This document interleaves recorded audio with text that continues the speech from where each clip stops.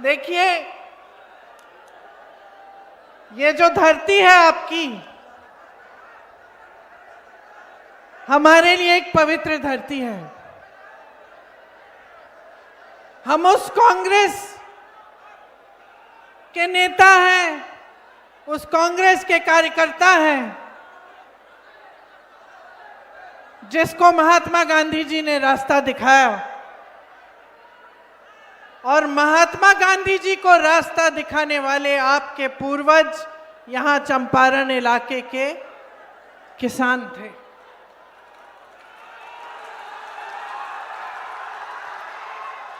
तो मैं जब बिहार आती हूं तो मैं हमेशा सोचती हूं कि सबसे पहली चीज, सबसे महत्वपूर्ण बात क्या है। सबसे महत्वपूर्ण बात यह है कि आपको इस देश के निर्माण में अपनी भागीदारी, अपना अस्तित्व समझना पड़ेगा। आपको समझना पड़ेगा कि इस देश को बनाने वाले आप हैं, आपके पूर्वज हैं। आप सोचिए, उतने साल पहले, दशकों पहले, जब ना मोबाइल फोन होता था, ना टीवी होता था, यहाँ के रास्ते भी पक्के नहीं थे, उस समय आपके पूर्वजों ने आंदोलन किया। एक समस्या थी यहाँ, उन्होंने आंदोलन किया, और ऐसा आंदोलन किया कि उस आंदोलन की बात महात्मा गांधी जी तक पहुंची। और फिर महात्मा गांधी जी यहाँ आए, और यहाँ आकर उन्होंने जब देखा कि कैसी समस्या है, किस तरह से यहाँ के किसान इतने महान बड़े साम्राज्य से लड़ाई कर रहे हैं, खड़े हैं, अपने अधिकारों की लड़ाई लड़ रहे हैं, तब उनसे महात्मा गांधी जी प्रेरित हुए और इस देश में उन्होंने सत्याग्रह यहीं से शुरू किया, और यहीं से शुरुआत हुई हमारी आजादी की लड़ाई की। वो थे आपके पूर्वज, वह है ये धरती जिसे पूरा देश नमन करती है। लेकिन आज आपकी परिस्थिति क्या है, मुझसे अच्छी तरह आप जानते हो। ये वही धरती है जहां की शिक्षा व्यवस्था इतनी अच्छी होती थी कि बड़े बड़े आईएएस के अफसर, बड़े बड़े आईपीएस, आईएफएस यहां से आते थे। ये वही धरती है जहां बड़े बड़े कारखाने लगवाए गए थे, उनकी स्थापना हुई थी, बड़े बड़े पुल बने थे बिहार में एक जमाने में। आज ये हालत है कि 3 साल में 27 पुल गिरे हैं। यहाँ का विकास तेजी से हो रहा था, यहाँ के अच्छे अच्छे बड़े बड़े नेता थे, और आज आपकी परिस्थिति ये है कि आप संघर्ष कर रहे हैं अपनी रोजी रोटी को कमाने के लिए। आज परिस्थिति ये है कि यहाँ की आधी आबादी पलायन करके बाहर अलग अलग प्रदेशों में अपनी रोजी रोटी कमाने जाती है। आप सब यहाँ नौजवान खड़े हो, बताओ, 20 सालों से एनडीए की सरकार चल रही है, आपको रोजगार मिला है? हाथ ऊपर करो, किस किस को रोजगार मिला है? पलायन करके जाना पड़ता है रोजगार लेने के लिए। और पलायन का मतलब क्या है, किसी ने पूछा? ये बड़े बड़े नेता, मोदी जी जो आते हैं, अमित शाह जी आते हैं, यहाँ पे आपको बड़े लंबे भाषण देते हैं। आपसे पूछा कि आप कैसे गुजारा कर रहे हो? आपसे पूछा कि जब आप पलायन करके जाते हो, अपने परिवारों को यहाँ छोड़ के जाते हो, अपने बच्चों को नहीं देख पाते, अपनी बीवियां को छोड़ के जाते हो, दूर किसी शहर में जाकर कहीं एक कमरा ढूंढते हो जिसमें 8-10 और लोग तुम्हारे साथ रहते हैं, और जहां पे भी नौकरी मिलती है, रोजगार मिलता है, चाहे कुछ भी वेतन हो, चाहे कैसा भी हो, कर लेते हो, क्योंकि कमाना है, घर कुछ पैसा भेजना है।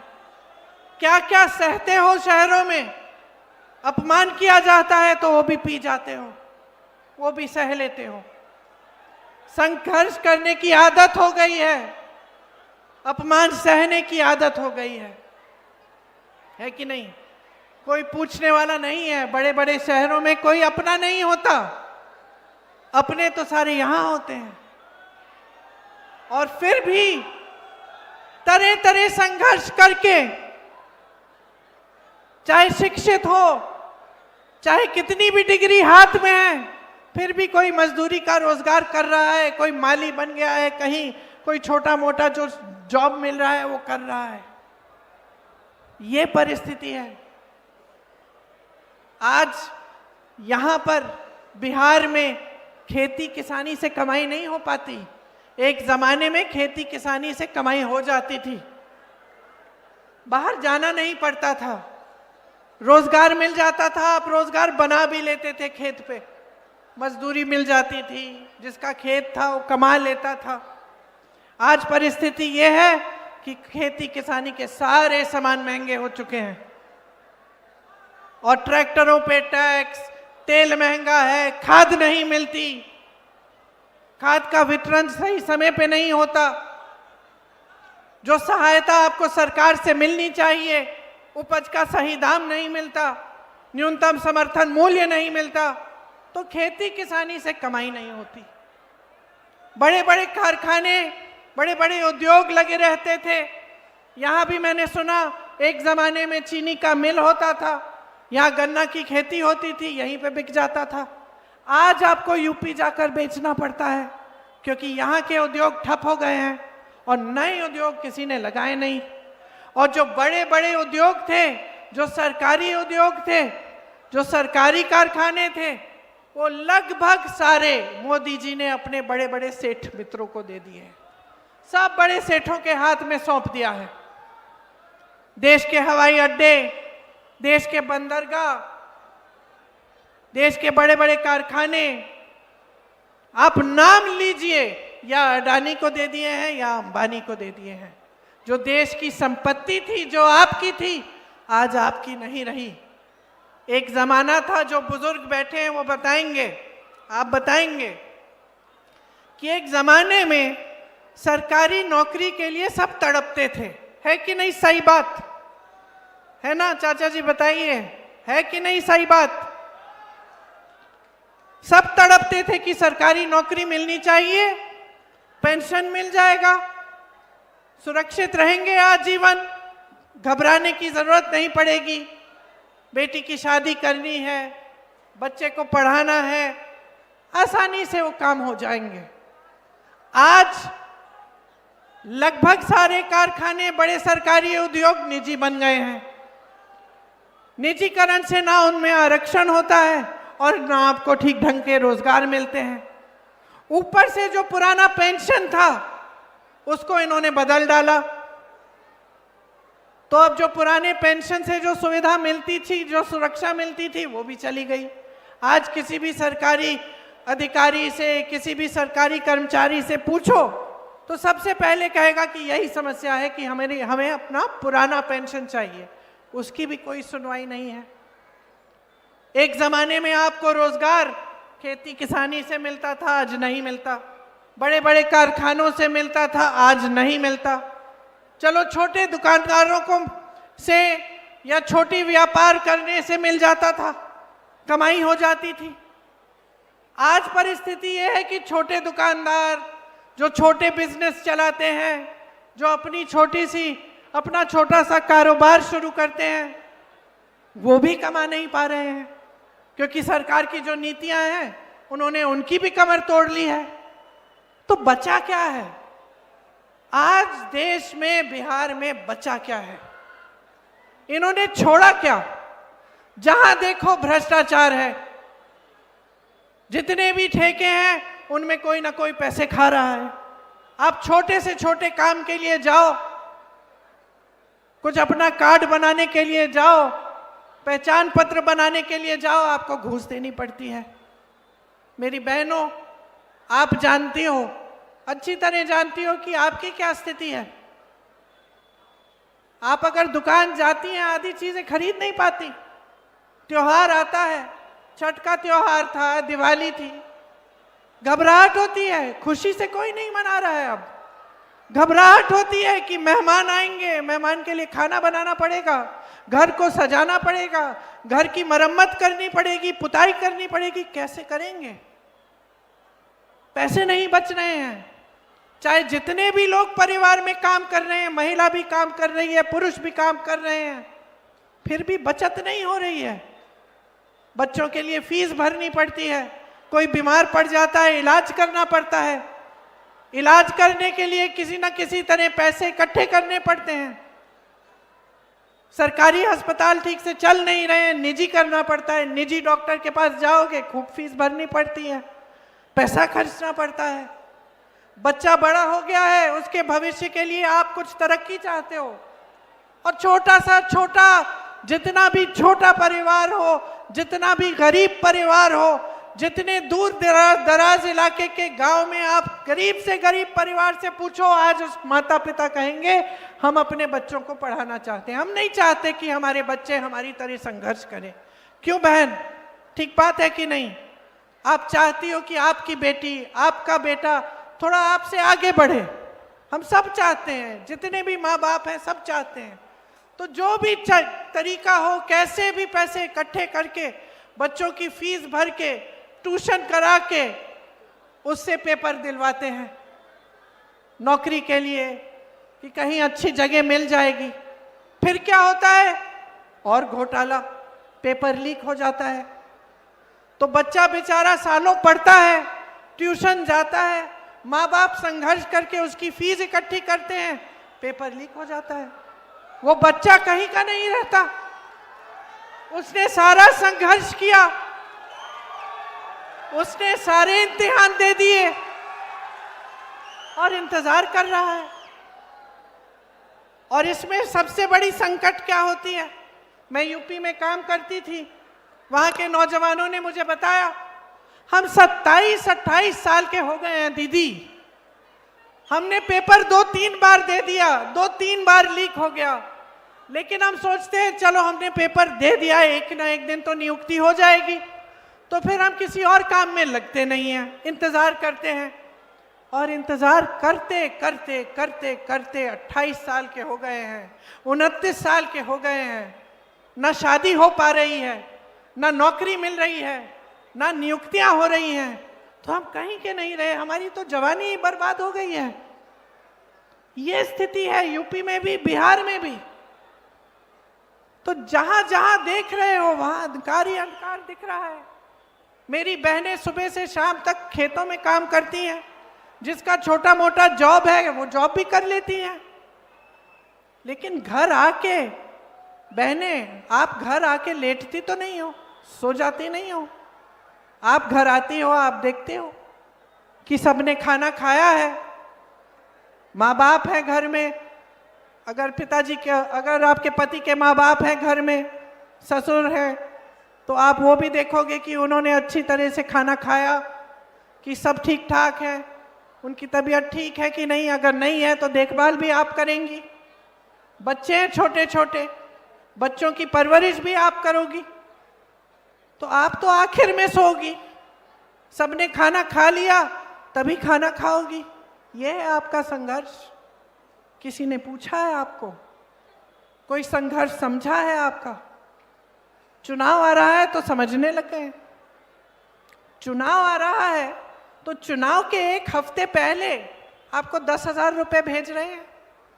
20 सालों से भेजे आपको, भेजे 20 सालों से रोजगार की बात की, आपकी बच्चियों को पढ़ाने की बात की, उनकी सुरक्षा की बात की, कि आज इतना अपराध हो रहा है बिहार में, खास तौर से महिलाओं के खिलाफ, कि बाहर जाने से डर लगता है। ये बात की किसी ने आपसे?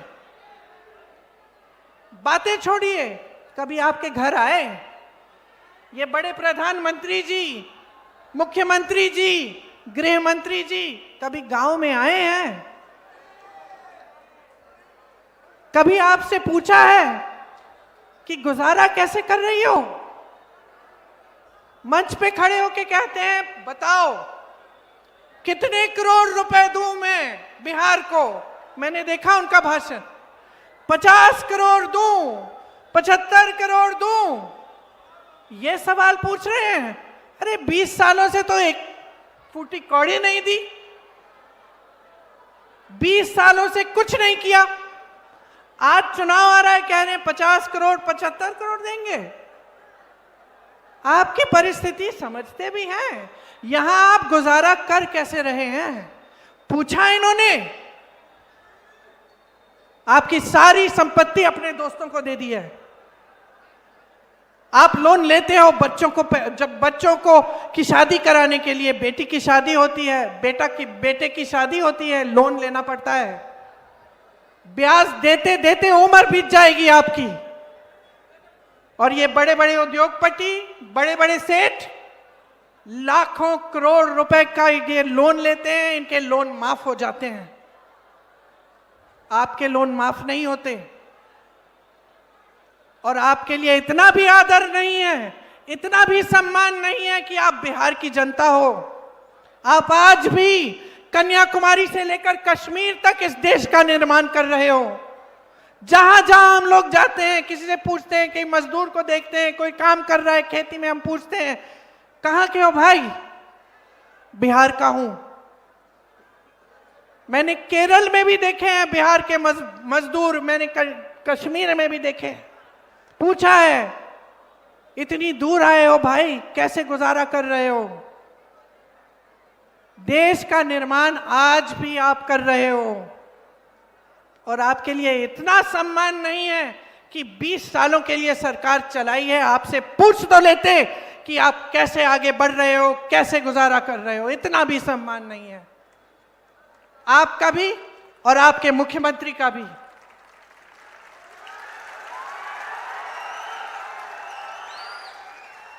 आपने कहा प्रमोद जी कि यहाँ की सरकार दिल्ली से चल रही है। सच बात है। इनके मंच देखिए, इनके मंचों तक पे इनको नहीं बुलाते, नीतीश जी को नहीं बुलाते। और प्रधानमंत्री जी भाषण क्या देते हैं कि कांग्रेस पार्टी के पोस्टर पे तेजस्वी जी की फोटो छोटी लगी है, या फिर आरजेडी के पोस्टर पे राहुल जी की छोटी फोटो लगी है। आप बताइए, देश के प्रधानमंत्री हैं और कोई काम नहीं है कि पोस्टरों को देख के लोगों की फोटो नापे? देश के प्रधानमंत्री हैं, हर जगह जाके कहते हैं कि वो विपक्ष के नेता अपमान कर रहे हैं। बंगाल में अपमान किया, केरल में अपमान किया, यहां आकर बिहार में कहते हैं कि हम आपका अपमान कर रहे हैं। क्यों? क्या अपमान कर रहे हैं हम? आपके अधिकारों की बात कर रहे हैं हम आपके रोजगार की बात कर रहे हैं, हम आपकी मजबूती, आपके सशक्तिकरण की बात कर रहे हैं, और ये उनके लिए अपमान होता है। हम कहते हैं, सच्चाई बोलते हैं आपके सामने। कल राहुल गांधी जी ने दिखाया आपको, हरियाणा में पूरी सरकार चोरी कर ली। 25 लाख वोट फर्जी, 25 लाख सरकार चोरी की, वोटों की चोरी की। इससे आपको क्या फर्क पड़ता है? आप बताएं मुझे। आपके अधिकार कमजोर होते हैं। ये संविधान जिसके लिए आपके पूर्वज लड़े, जिसके लिए महात्मा गांधी लड़े, जिसके लिए मेरे परिवार के सदस्य शहीद हुए, उस संविधान को कमजोर करने की बात है। आज इतना इनका अहंकार इतना बढ़ चुका है कि आपके वोटों का भी सम्मान नहीं कर रहे हैं। 65 लाख वोट आपके काटे हैं बिहार में, 65 लाख वोट। और मैं दावे के साथ कह सकती हूं कि अगर ये चुनाव निष्पक्ष होगा तो आप इनको खदेड़ने वाले हैं, निकालने वाले हैं और एक नई सरकार लाने वाले हैं। एक ऐसी सरकार जो आपका सम्मान करती है, जो महिलाओं के लिए काम करती है, जो इनका इस्तेमाल नहीं करती अपने वोट के लिए, अपनी सत्ता के लिए, जो आपको फुसलाने का, आपको झूठ बोलने का काम नहीं करती। एक ऐसी सरकार लाओ जिसे वोट चोरी करने की जरूरत नहीं है। इतने सालों से हमारा देश आजाद हुआ, सबसे बड़ा अधिकार, सबसे बड़ा औजार, सबसे बड़ी शक्ति आपको वोट की मिली। ये वही शक्ति है जिससे नेता कांपते हैं। मैं नेता हूं, मैं बता रही हूं आपको, मैं जानती हूं चुनाव का समय आता है, सब चौकन्ने हो जाते हैं, सब जाग जाते हैं कि भैया चलो पब्लिक के सामने हाथ जोड़ो और पब्लिक से मांगो वोट, है कि नहीं? है कि नहीं? क्यों? क्योंकि शक्ति पब्लिक के हाथों में है, शक्ति आपके हाथों में है। जानते हैं हम काम नहीं करेंगे तो पब्लिक हमें निकाल देगी, हम सब जानते हैं, हम सब जानते हैं। लेकिन ये जो एहसास है ना, ये जो भाजपा के नेता हैं, ये इनके मन में नहीं है ये एहसास, ये भूल गए हैं ये बात। क्योंकि इन्होंने चुनाव के समय हमेशा आपका ध्यान भटकाने का काम किया है। मैं यूपी में फिरोजाबाद में एक महिला के घर गई, ऐसे ही मोहल्ले में मैं गई थी, महिला के घर चली गई। आप सुनो बहन, ये जरूरी बात है आपके लिए। उसके घर गई, वो कांच की चूड़ियों का काम करती थी, तो कांच की चूड़ियां पड़ी थी, बना रही थी, सेक रही थी उनको। मैंने पूछा, ये तुम्हारे बच्चे हैं? हाँ, 3 बच्चे थे। तो मैंने कहा, बहन पाठशाला नहीं जाते, पढ़ाई नहीं करते, दिन में घर पे है? कहती है, नहीं यहाँ कोई पाठशाला नहीं है ठीक ढंग का। फिरोजाबाद के बाहर का गांव है, शहर की बात नहीं कर रही मैं। ठीक है, पाठशाला नहीं है। फिर मैंने पूछा, पानी आता है? कहती है, टूटी लगी थी यहाँ गली में, पानी नहीं आता। फिर मैंने पूछा, बिजली? कहती है, खंबा लगा था कुछ सालों पहले, बिजली नहीं आती, 1-2 घंटे आ जाती है, उसी में काम चला लेते हैं। मैंने पूछा कि भाई विधायक को फिर से जुटाओगी? कौन सी पार्टी का है? कहा भाजपा का है। मैंने कहा फिर से जिताओगी? कहती है फिर से जिताऊंगी। मैंने पूछा क्यों?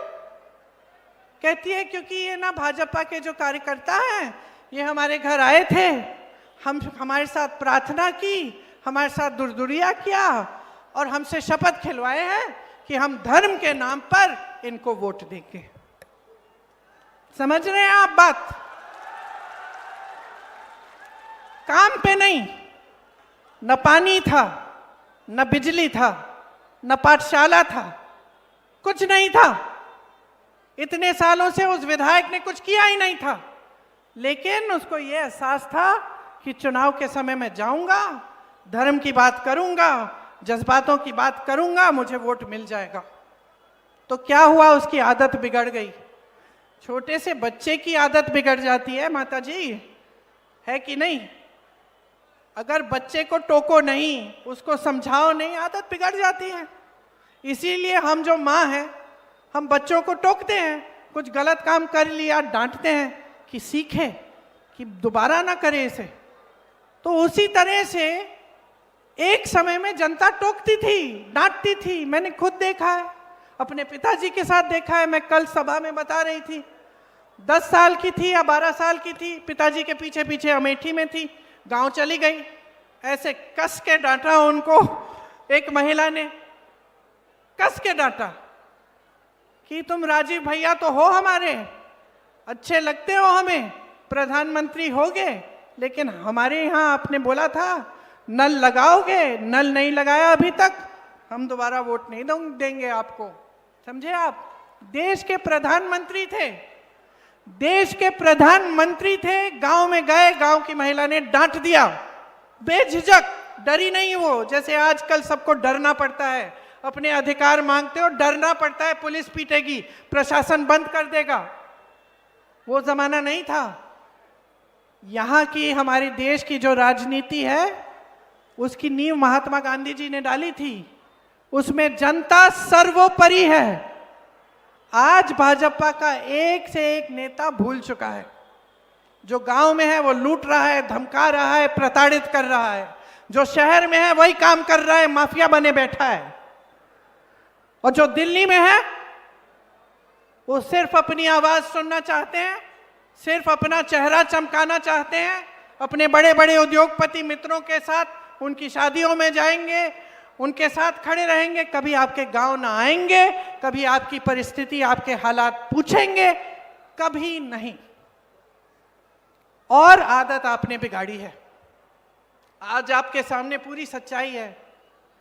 चुनाव चोरी कर रहे हैं, आपके वोट रद्द कर रहे हैं, खत्म कर रहे हैं, आप चुप बैठे हो? आप चुप बैठोगे? पूछना चाहती हूं मैं आपसे, बताओ, चुप बैठोगे? अपनी शक्ति दिखाओ। आपके सामने तो बड़े बड़े नेता झुके हैं, जवाहरलाल नेहरू, इंदिरा गांधी, राजीव गांधी, तमाम नेता, अटल बिहारी वाजपेयी, इनके भी नेता आपके सामने झुकते थे। और आज ऐसे नेता जिनका इतना अहंकार हो गया है कि आपके लिए 20 सालों से कुछ नहीं किया, आपके सामने आके कहते हैं आपको 10,000 रुपए भेज देंगे, वोट दे देना। आपके सामने आकर चुनाव के समय कहते हैं कि हम 50 करोड़ रुपए, 75 करोड़ रुपए आपको पकड़ा देंगे। बोल दीजिए इनको, नहीं चाहिए इनका घूस, बोल दीजिए। और बहने 10,000 लेने तो ले लो, रख लो, उसका कुछ अच्छा कर लो अपने परिवार के लिए, लेकिन ये समझ लो कि वोट इस धरती के लिए, ये हमारी माता है, इस देश के लिए, अपने बच्चों के भविष्य के लिए, अपने लिए, अपने परिवारों के लिए डलना चाहिए। जो विकास करेगा, जो काम करेगा, जो आपको सम्मान देगा, जो आपकी परिस्थितियों को समझेगा, उसको दो अपना वोट। ये प्रधानमंत्री मोदी जी अपने ही संसदीय क्षेत्र वाराणसी में किसी गांव में गए हों तो बताइए। वहां मैं दूर दराज इलाकों में जाती हूं।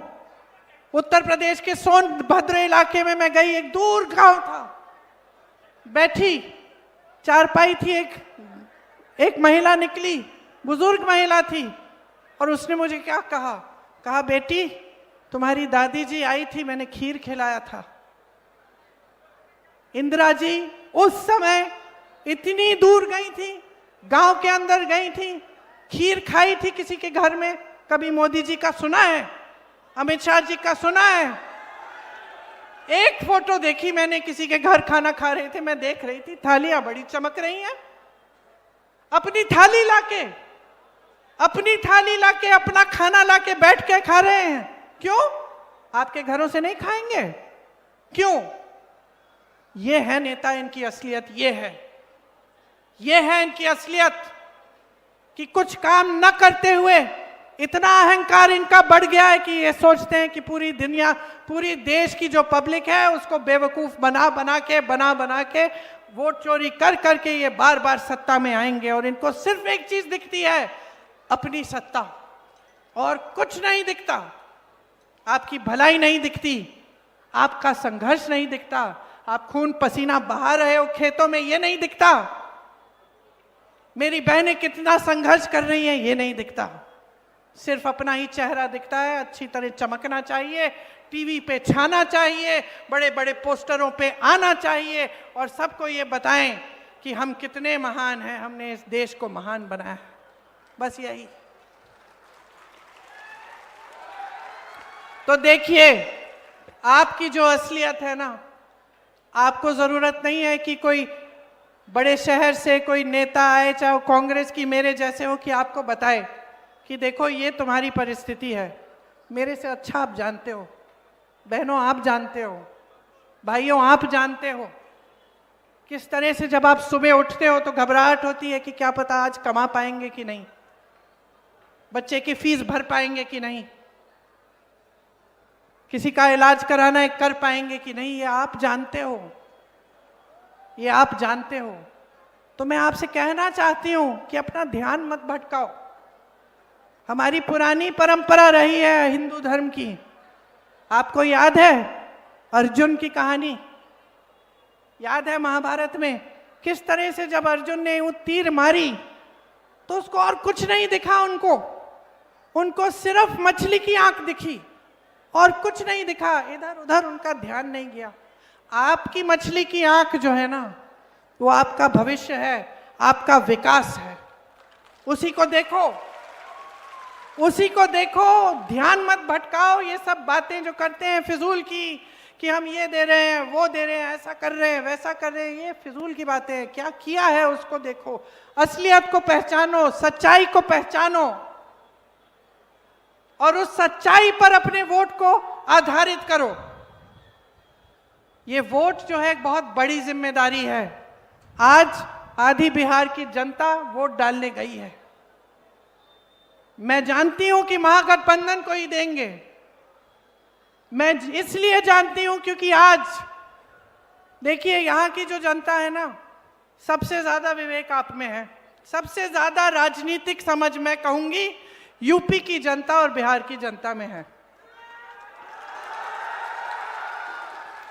आज आप समझ गए हो, आपने सच्चाई देख ली है, आपने परख लिया है, मौका भी दिया, मौका दिया आपने। उस समय आपका विवेक था, उस समय आपने समझा ठीक है बदलाव लाते हैं, मौका देते हैं, देखते हैं ये लोग क्या करते हैं। अब देख लिया ना, 20 साल गुजर गए ना, 20 साल मतलब एक नौजवान की उम्र गुजर गई, 20 साल गुजर गए, वहीं के वहीं हो। तरक्की हुई है आपकी? हुई है तरक्की? कोई बताए भाई किसी की तरक्की हुई है? नहीं हुई है। तो अब समझ लो, आप देखो तेलंगाना में, कर्नाटका में कांग्रेस की सरकारें हैं, क्या कर रही हैं। अब मैं यहाँ पे मंच पे भाषण दे रही हूँ, मैं आपको बताने वाली हूँ अभी कि महागठबंधन आपके लिए क्या करना चाहता है। तो जब मैं बोल रही हूँ तो आपको आकलन करना चाहिए कि कहीं ये भी ऐसे ही बोल के ना चली जाएं। पता करते हैं, हम सोचते हैं, पता करते हैं कि भाई जहां जहां इनकी सरकारें हैं ऐसे काम हो रहे हैं कि नहीं, खुद पता करो। राजस्थान में कोई रिश्तेदार है, कोई जान पहचान का है तो पता करो। जब राजस्थान में कांग्रेस की सरकार थी तो 25 लाख रुपए का इलाज मुफ्त में था कि नहीं, पूछो। था। ऐसे लोग हैं जो उस समय हार्ट की जो बीमारी थी उसकी पूरी सर्जरी, कैंसर का पूरा इलाज, लिवर का पूरा इलाज किए, एक पैसा नहीं देना पड़ा। मैं मिली उन लोगों से, मुझसे बोला कई लोगों ने कि दीदी ये इतनी अच्छी स्कीम है, देश भर में होनी चाहिए, इससे इतनी सुविधा सहायता मिली है हमें। तो वही चीज बिहार में महागठबंधन करना चाहता है कि आपको 25 लाख तक मुफ्त इलाज मिले।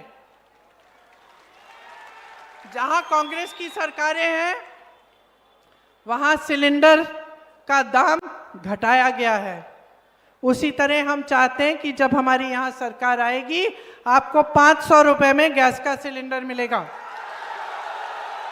अब आप कहोगी कि ये बात तो हमने पहले भी सुनी है, आप कहोगी कि पिछले चुनाव में भी भाजपा वाले भी कह रहे थे कुछ नहीं हुआ। तो मैं कह रही हूं कि तेलंगाना में पता करो, कर्नाटका में पता करो, क्या सिलेंडर के दाम कम हुए कि नहीं हुए, क्या महिलाओं को हर महीने पैसे मिल रहे हैं कि नहीं मिल रहे हैं। 2500 रुपए प्रति माह हम गरीब महिलाओं को देना चाहते हैं, सीधे आपके खाते में, सीधे आपके खाते में। जो गरीब परिवार हैं उनके लिए 3 से 5 डेसिमल जमीन या एक मकान हम आपको देना चाहते हैं, और वो जो जमीन होगी वो भी जो महिला है परिवार में उसके नाम की जाएगी। विधवा पेंशन और वृद्धजन पेंशन 1500 रुपए करेंगे और हर साल उसको 200 रुपए बढ़ाएंगे। दिव्यांग पेंशन 3000 रुपए करेंगे। इसके साथ साथ नौजवानों सुन लो, आज सबसे बड़ी तुम्हारी परेशानी 2 हैं, एक तो पेपर लीक वाली है और दूसरी रोजगार है कि नहीं। पेपर लीक के लिए हम एक जॉब कैलेंडर लाएंगे, उस जॉब कैलेंडर में जिस दिन पेपर होगा, जिस दिन रिजल्ट निकलेगा, जिस दिन नियुक्तियां निकलेंगी, जिस दिन नियुक्तियां होंगी, वो सब पहले से तय होगा। इसका मतलब है कि पहले से तय होगा, अगर कोई उसको बदलने की कोशिश करे, उसमें फेरबदल करे या बेईमानी करने की कोशिश करे तो सख्त से सख्त कार्रवाई होगी। ऊपर से जो एग्जाम की फी है वो रद्द की जाएगी, मतलब निशुल्क होगा आपका एग्जाम का फॉर्म, निशुल्क। आप परीक्षा केंद्र में जाओगे तो आने जाने के लिए जितना खर्चा पड़ेगा वो भी आपको मुफ्त होगा, आपको दिया जाएगा। ये जो 3 साल की डिग्री आज आप 6-7 सालों में कर पा रहे हैं, उसको हम 3 साल की डिग्री आप 3 साल में करोगे। ये चाहते हैं हम आपके लिए। एजुकेशन सिटी और इंडस्ट्रियल क्लस्टर, मतलब बड़े बड़े जो विश्वविद्यालय हैं, कॉलेज हैं, उनको हम बड़ी एक जगह में इकट्ठे हम कई ऐसे हम सिटी बनाएंगे, एजुकेशन सिटी, जिसमें आपको सुविधा होगी। 2000 एकड़ सरकार इसी चीज के लिए अलग से रखेगी, ताकि 2000 एकड़ आपकी शिक्षा के लिए, आपके रोजगार के लिए, ताकि वहां उद्योग बने, वहां विश्वविद्यालय बने, कॉलेज लगे। आज की सरकार क्या कर रही है? सैकड़ों एकड़ अडानी जी को दे रही है 1 रुपए के दाम में, 1 रुपए के दाम में। आप सोचो, अगर सरकार आपको दे देती कुछ एकड़ 1 रुपए के दाम में, तो क्या आप भी अपना भविष्य बना सकते थे? अडानी जी के पास तो वैसे भी हजारों करोड़ रुपए हैं, और एक सैकड़ों एकड़ जमीन लेके क्या करेंगे? समझ लीजिए आपके पैसों का क्या हो रहा है, आपके हाथों से निकाले जा रहे हैं। कांग्रेस की एक एक सरकार एक काम करती है, आपके पैसे वापस आपकी जेब में डलवाती है। इसी तरह से नौजवानों, आपके लिए सरकारी नौकरियां जो आज खाली पड़ी हैं, जो सारे पद खाली पड़े हैं, वो भरे जाएंगे, आपको नौकरियां दी जाएंगी। जो गरीब से गरीब परिवार हैं, जिसमें ऐसे परिवार हैं जिसको एक भी रोजगार नहीं है, उनके लिए हम रोजगार, कम से कम एक रोजगार दिलवाने का प्रयास करेंगे। और भी हैं, पढ़ के सुनाती हूँ। सरकारी जो कर्मचारी हैं वो सुन लें, आपका ओपीएस आपको मिलेगा, पुराना पेंशन आपको मिलेगा। संविदा कर्मियों और आउटसोर्सिंग पर कार्यरत कर्मचारियों को स्थायी बनाया जाएगा, मतलब आपको स्थायी नौकरी दिलवाई जाएगी। और मेरी बहनें, आप में से जो, अच्छा उस पर आप वापस आती हूँ, मैं पहले मैं नौकरियों का बता देती हूँ। हर विधानसभा में स्थानीय रोजगार का बढ़ावा देने के लिए 10 करोड़ रुपए दिए जाएंगे, ताकि आप वहीं पे अपनी विधानसभा में ही आपको रोजगार मिल पाए। किसान भाइयों के लिए एमएसपी की गारंटी मिलेगी, मतलब न्यूनतम समर्थन मूल्य आपको मिलेगा। मंडी की व्यवस्था बनेगी। मनरेगा में आपको 300 रुपए प्रतिदिन मिलेंगे, और काम के दिन 2 गुना कराएंगे हम। समझ गए? मनरेगा की जो स्कीम है वो कांग्रेस पार्टी ने शुरू की थी, और जब शुरू की थी तो भाजपा ने विरोध किया था, और जब कांग्रेस की सरकार थी तो मोदी जी भाषण देते थे कि इसमें पैसे व्यर्थ नहीं होने चाहिए। अब मजबूरी में वो स्कीम बंद नहीं कर पाए, लेकिन उस स्कीम को उन्होंने बढ़ाया नहीं है ठीक ढंग से। तो हम कह रहे हैं कि हम मनरेगा को बढ़ाएंगे, आपको 300 रुपए प्रतिदिन देंगे, और काम के दिन 2 गुने करेंगे। आपको 200 यूनिट बिजली मुफ्त में मिलेगी सरकार की तरफ से। पंचायती राज और नगर निकायों में ईबीसी आरक्षण 30% और दलित आरक्षण 20% किया जाएगा। अति पिछड़ा वर्ग अत्याचार निवारण अधिनियम बनाया जाएगा, जिससे आज जितना अत्याचार आप पर हो रहा है उसको रोकने का काम हो। आज अपराध अगर बढ़ा है तो सबसे ज्यादा पिछड़े वर्ग, अति पिछड़े वर्ग और दलितों पर और महिलाओं पर बढ़ा है, अल्पसंख्यकों पर बढ़ा है। 3 गुना हो चुका है। इसको रोकना है, और जो आपका प्रतिनिधित्व है वो आपको मिलना चाहिए। मेरे भाई राहुल गांधी ने देश भर में यात्रा की, न्याय यात्रा कि आपको अपना प्रतिनिधित्व मिलना चाहिए। वो आपका संघर्ष है, आपका अधिकार है, और उस संघर्ष में हम आपके साथ कंधे से कंधे लगाकर खड़े हैं। निजी शिक्षा संस्थानों में भी हम आपके लिए आरक्षण लागू करना चाहते हैं। महिलाओं के लिए और भी बहुत स्कीमें हैं हमारी, हम उनको पूरा करके आपके लिए एक नया भविष्य बनाना चाहते हैं। आपकी बच्चियों के लिए हर अनुमंडल में हम महिला कॉलेज लगवाना चाहते हैं ताकि उनको शिक्षा वहीं पे प्रदान हो और उनको दूर दराज इलाकों में नहीं जाना पड़े शिक्षा के लिए, ताकि वो अपने पैरों पे खड़ी हो पाएं, ताकि वो अपने पैरों पे खड़ी हो पाए। तो हम आपके सब संघर्षों को समझ रहे हैं और हम आप ही के लिए लड़ रहे हैं। जो लड़ाई महात्मा गांधी जी ने लड़ी, वही लड़ाई हम आज लड़ रहे हैं, आपके अधिकारों की लड़ाई। देश आजाद हुआ, देश की तरक्की हुई, देश में विकास हुआ, लेकिन कुछ समय पहले एक ऐसी सरकार आपने चुनी जो देश की भलाई को भूल के सिर्फ नेताओं की भलाई, सिर्फ अपना स्वार्थ साधने लगे, सिर्फ अपनी सत्ता को देखने लगे। तो अब समय आ गया है बदलाव लाने का, समय आ गया है अपने भविष्य को बनाने का, समय आ गया है इस बिहार की धरती का सम्मान करने का, समय आ गया है इस बिहार की धरती का महत्व समझने का और इसको एक बार फिर बुलंद करने का, ताकि आपका विकास हो, आपका भविष्य बने और आपको ऐसे नेता मिले जो आपके लिए दिन रात एक करके आपके लिए समर्पित हो, आपके लिए काम करें। ये गप्पू राय जी आपके लिए दिन रात काम करेंगे। ये महागठबंधन के हमारे प्रत्याशी हैं, इनके हाथ मजबूत करिए, इनको भारी से भारी बहुमत से जिताइए ताकि बिहार में एक अच्छी सरकार बने, एक सरकार जिससे आपको भी गर्व हो, जिससे आपको भी खुशी हो, जो आपका भविष्य बनाए। एक बार मेरे साथ जोर से कहिए, बिहार की धरती की जय, बिहार की धरती की जय, बिहार की धरती की जय। जय हिंद।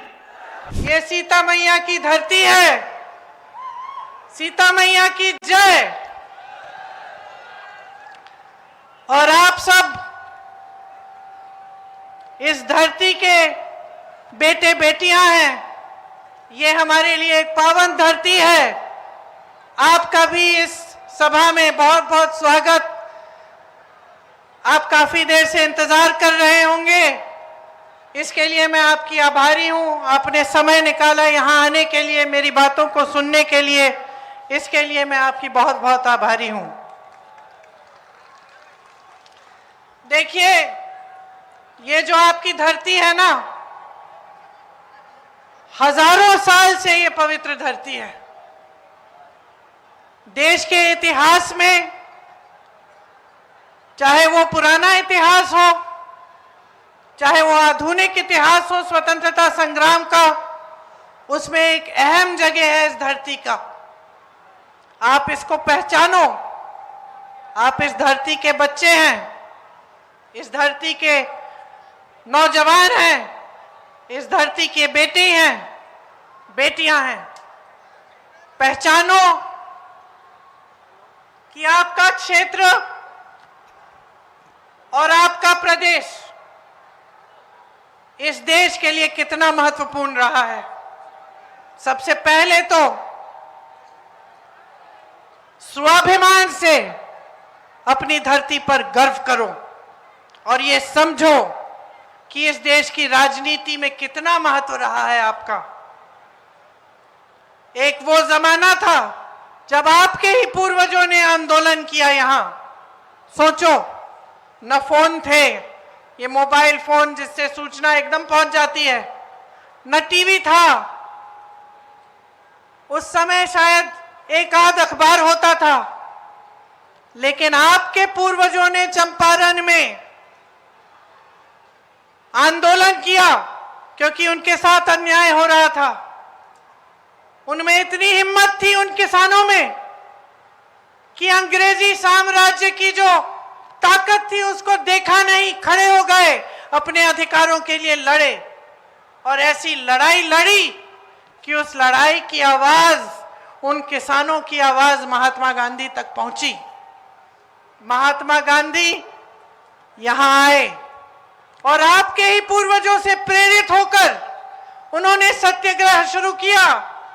जिससे अंत में अंग्रेजी साम्राज्य को झुकना पड़ा और देश छोड़ना पड़ा।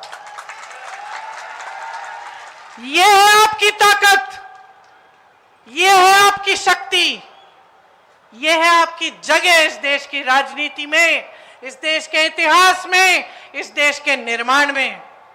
और आज भी आप इसी धर्म को एक अलग तरह से निभा रहे हो। आज भी अगर कुछ बनता है इस देश में, कुछ भी हो, उसका निर्माण बिहार के वासी करते हैं। आज भी अगर मैं कन्याकुमारी से कश्मीर तक जाऊं, मुझे कोई मजदूर दिखा, मुझे कोई खेती में काम करते हुए दिखा, मुझे कोई इमारत बनती हुई दिखी और उसमें कोई मजदूर दिखा कि मजदूरी कर रहा है, और मैं पूछती हूं कि तुम कहां के हो, मुझे बताता है मैं बिहारी हूं, तो गर्व करो अपने आप पे कि किस तरह से आपने इस देश को बनाया है। आपका खून पसीना है इस धरती में, आपने इस धरती को सींचा है, उससे इस देश को आजाद किया और इस देश की आजादी को बुलंद रखा, इस देश के विकास में भागीदारी ली। और आज मैं इस चुनाव के मौके पे यहां आई हूं, लेकिन यहां आकर दुख होता है। यहां आकर यह दिखता है कि जबकि आपने इतना किया इस देश के लिए, आपके लिए इस 20 सालों से जो सरकार चल रही है आपके प्रदेश में, कुछ नहीं किया इसने। ये महात्मा बुद्ध की धरती है। इस धरती ने महात्मा गांधी को रास्ता दिखाया, एक साम्राज्य को शिकस्त दिया, इस हमारे देश के संविधान को बनाने में पूरी भागीदारी दी। और आज उसी संविधान को कमजोर करने का काम हो रहा है, आपके अधिकारों को कमजोर करने का काम हो रहा है, आपके वोट को कमजोर करने का काम हो रहा है। ये वोट जिसके लिए आपके पूर्वज लड़े, जान दी उन्होंने, संघर्ष किया उन्होंने, ये वोट जिसके आधार पर आप इस देश के नागरिक बनते हैं, ये वोट जिसके आधार पर आपको सारी स्कीम मिलती है, आपको मनरेगा में मजदूरी मिलती है, इस देश के नागरिक बनने के नाते और इस देश में वोट डालने के नाते, जितनी भी सरकारी स्कीमें हैं, सरकारी पैसे हैं, इसीलिए मिलते हैं, इसी के आधार पर मिलते हैं। और आज इसी को कमजोर किया जा रहा है। आपके 65 लाख वोट काटे हैं इस सरकार ने, और इनके साथ चुनाव आयोग ने, जो इनके साथ साथ मिलजुल कर साजिश कर रहा है हमारे संविधान, हमारे देश को कमजोर करने का। यह चुनाव आयोग जिसका दायित्व है कि इस देश की रक्षा करें, कि लोकतंत्र की रक्षा करें, कि चुनाव निष्पक्ष तरह से होना चाहिए, आज यही चुनाव आयोग इस सरकार के साथ साजिश कर रहा है कि आप किसी को वोट डालें, किसी को भी आप सरकार बनाना चाहें, कोई भी सरकार बनाना चाहे, कोई फर्क नहीं पड़ेगा, सरकार इन्हीं की बनेगी, वोट इन्हीं के पक्ष में जाएगा, क्योंकि सारे मिले हुए हैं और ये चुनाव को ठीक ढंग से होने नहीं दे रहे हैं। आज आपके सामने मेरे भाई श्री राहुल गांधी ने सारी सच्चाई दिखा दी है, इनकी सारी सच्चाई सामने आ गई है। बिहार से इन्होंने 65 लाख वोट काटे, हरियाणा में इसी तरह से चुनाव हुआ था, 25 लाख वोट इन्होंने फर्जी लगवाए, 25 लाख फर्जी वोट। हरियाणा का सारा चुनाव चोरी कर लिया, चोरी की सरकार है हरियाणा में, और यहां की तैयारी कर रहे हैं, 65 लाख वोट कटवा के यही तैयारी यहां हो रही है। सुन लीजिए कौन है ये लोग, सुन लीजिए। कभी ज्ञानेश कुमार नाम सुना है? सुना है? नहीं सुना होगा, नहीं सुना होगा। कभी आपने एस.एस. सांधू का नाम सुना है? नहीं सुना होगा। कभी विवेक जोशी का नाम सुना है? नहीं सुना होगा, क्योंकि अपने पद और आयोग के पीछे छुपे हुए हैं। लेकिन यही है चुनाव आयोग के सबसे ऊंचे अधिकारी, जो इस देश के संविधान के साथ, इस देश के लोकतंत्र के साथ खिलवाड़ कर रहे हैं। याद कर लो इनके नाम, याद कर लो, क्योंकि आप देश की जनता हो, आपके खून और पसीने से ये धरती सींची गई है। और इस धरती के साथ, हमारी मातृभूमि के साथ, हमारे संविधान के साथ आज खिलवाड़ हो रहा है।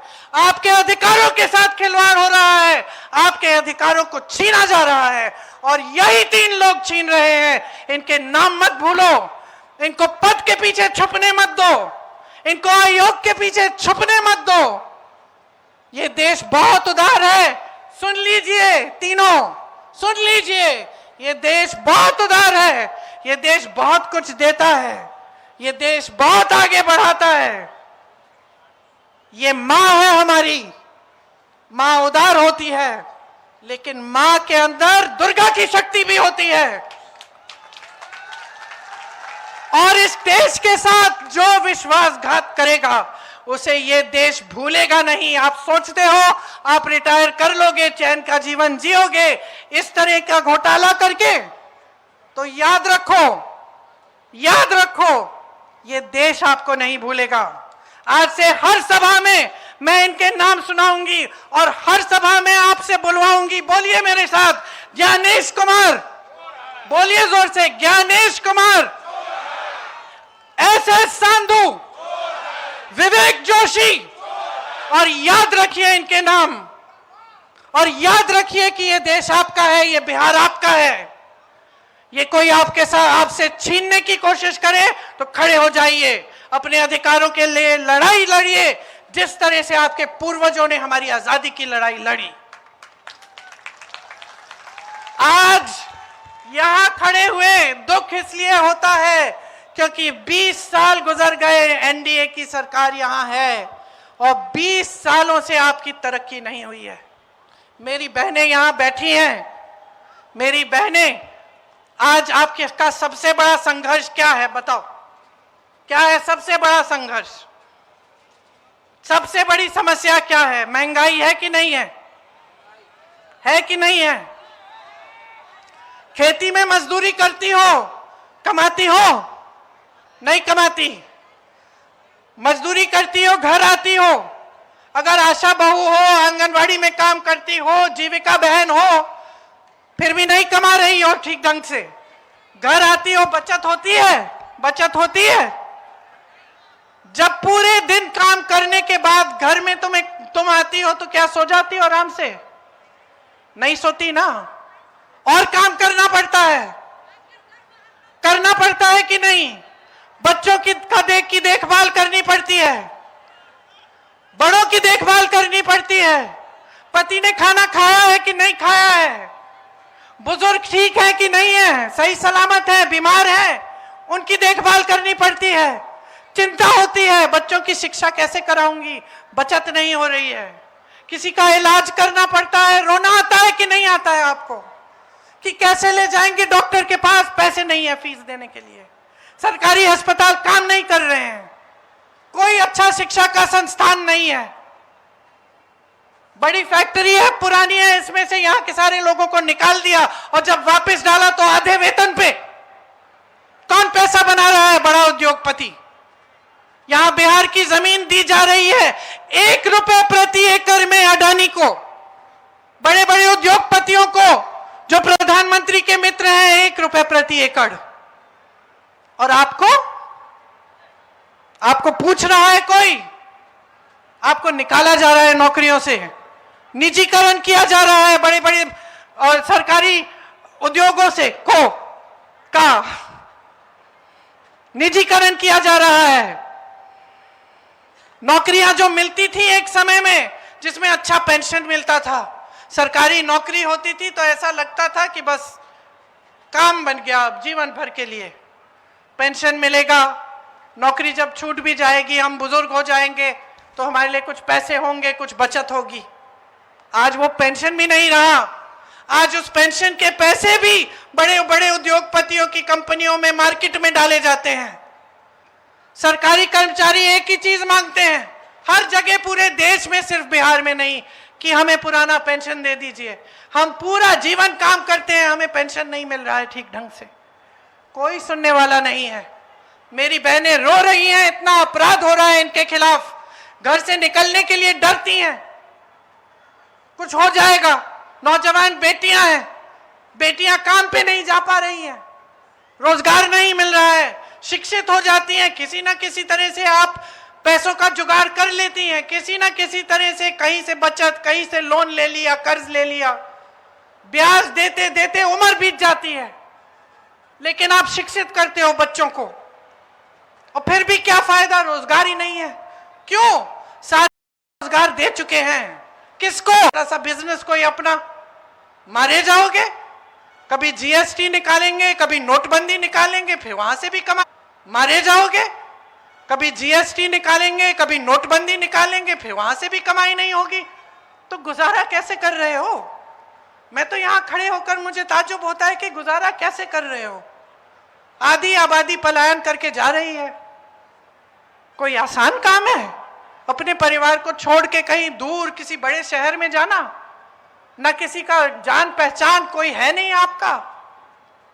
आप जाओगे, वहां कोई कमरा मिलेगा, कमरे में आपके साथ 8-10 लोग रहेंगे, पूरी दिन संघर्ष करोगे, कहीं छोटी मोटी नौकरी मिल गई, थोड़े बहुत पैसे मिल गए, उसमें से बचा के घर भेज दोगे माँ बाप के लिए, बच्चों के लिए। परिवार को देखोगे नहीं महीनों के लिए। बच्चे बड़े हो रहे हैं, परिवार आगे बढ़ रहा है, आप दूर हो, वापस आते हो, कुछ एक आध छुट्टी के लिए कोई त्योहार मना लेते हो, फिर वापस चले जाते हो। कोई आसान काम है? बहुत संघर्ष का काम है, बहुत मुश्किल का काम है। दिल दुखता होगा आपका, मैं जानती हूं, क्योंकि दिल्ली में बहुत मजदूर हैं बिहार के। अगर कोई कष्ट करे बात करने की तो पता चले। ये बड़े बड़े नेता जो आकर आपको भाषण देते हैं, भाजपा के मोदी जी, अमित शाह जी, चुनाव के समय, बताओ कितने पैसे दें हम बिहार को? 50 करोड़, 75 करोड़, वाह वाह वाह वाह। अब 20 साल के लिए कहां थे? 20 साल के लिए 50 करोड़ अंबानी, 75 करोड़ अडानी, 50 करोड़ अंबानी, 100 करोड़ अडानी, यही हो रहा था। अब चुनाव आ रहा है तो आए सामने पब्लिक के, क्यों? क्योंकि वोट चाहिए।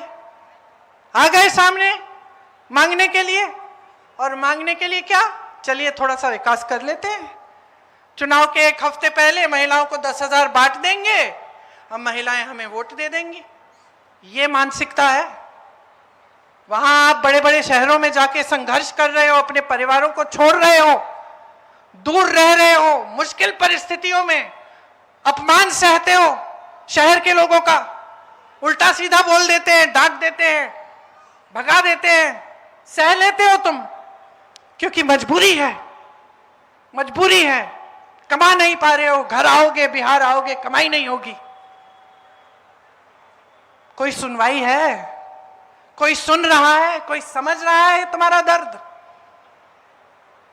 कोई समझ रहा है कि मेरी बहनें यहां अकेली अपने परिवार को की परवरिश कर रही हैं? सारे पति बड़े बड़े शहरों में चले गए, अकेली सब कुछ संभालती हैं।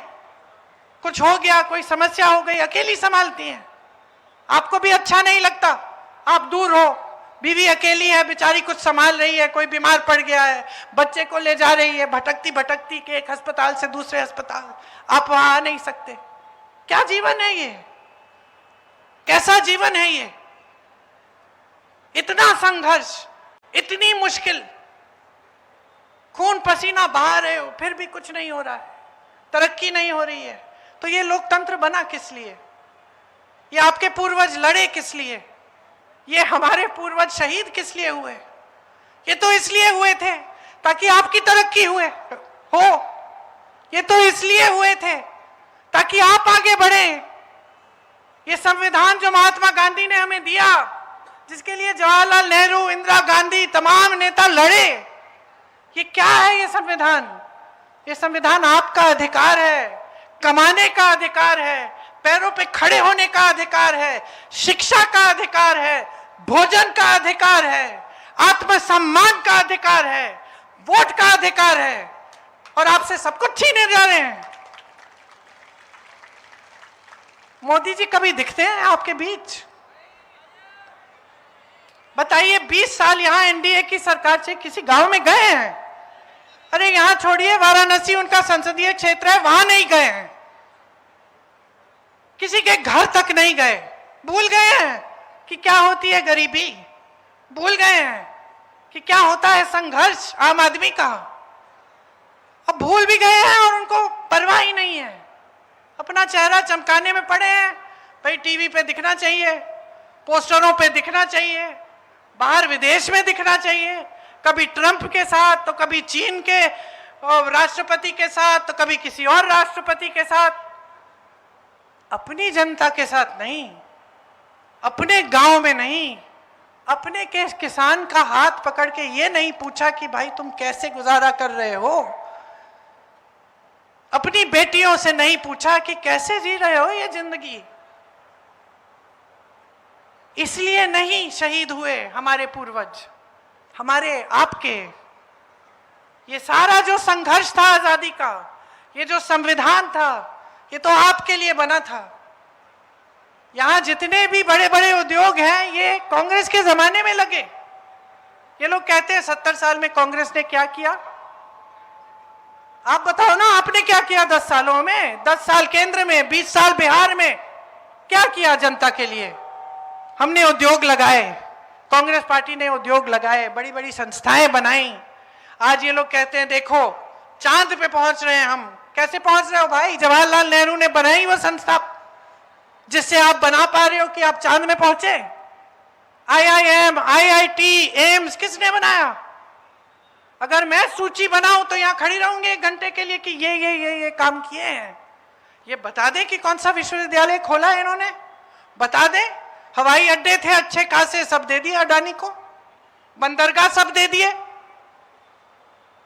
सड़कों के ठेके उनमें से लोग खा रहे हैं।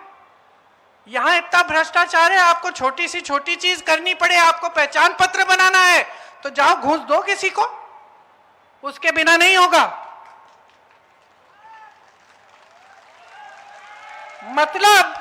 मतलब कि गरीब की जेब से जितने पैसे निकालने हैं, जितने पैसे निकल सकते हैं सब निकालो और अमीरों को और दो।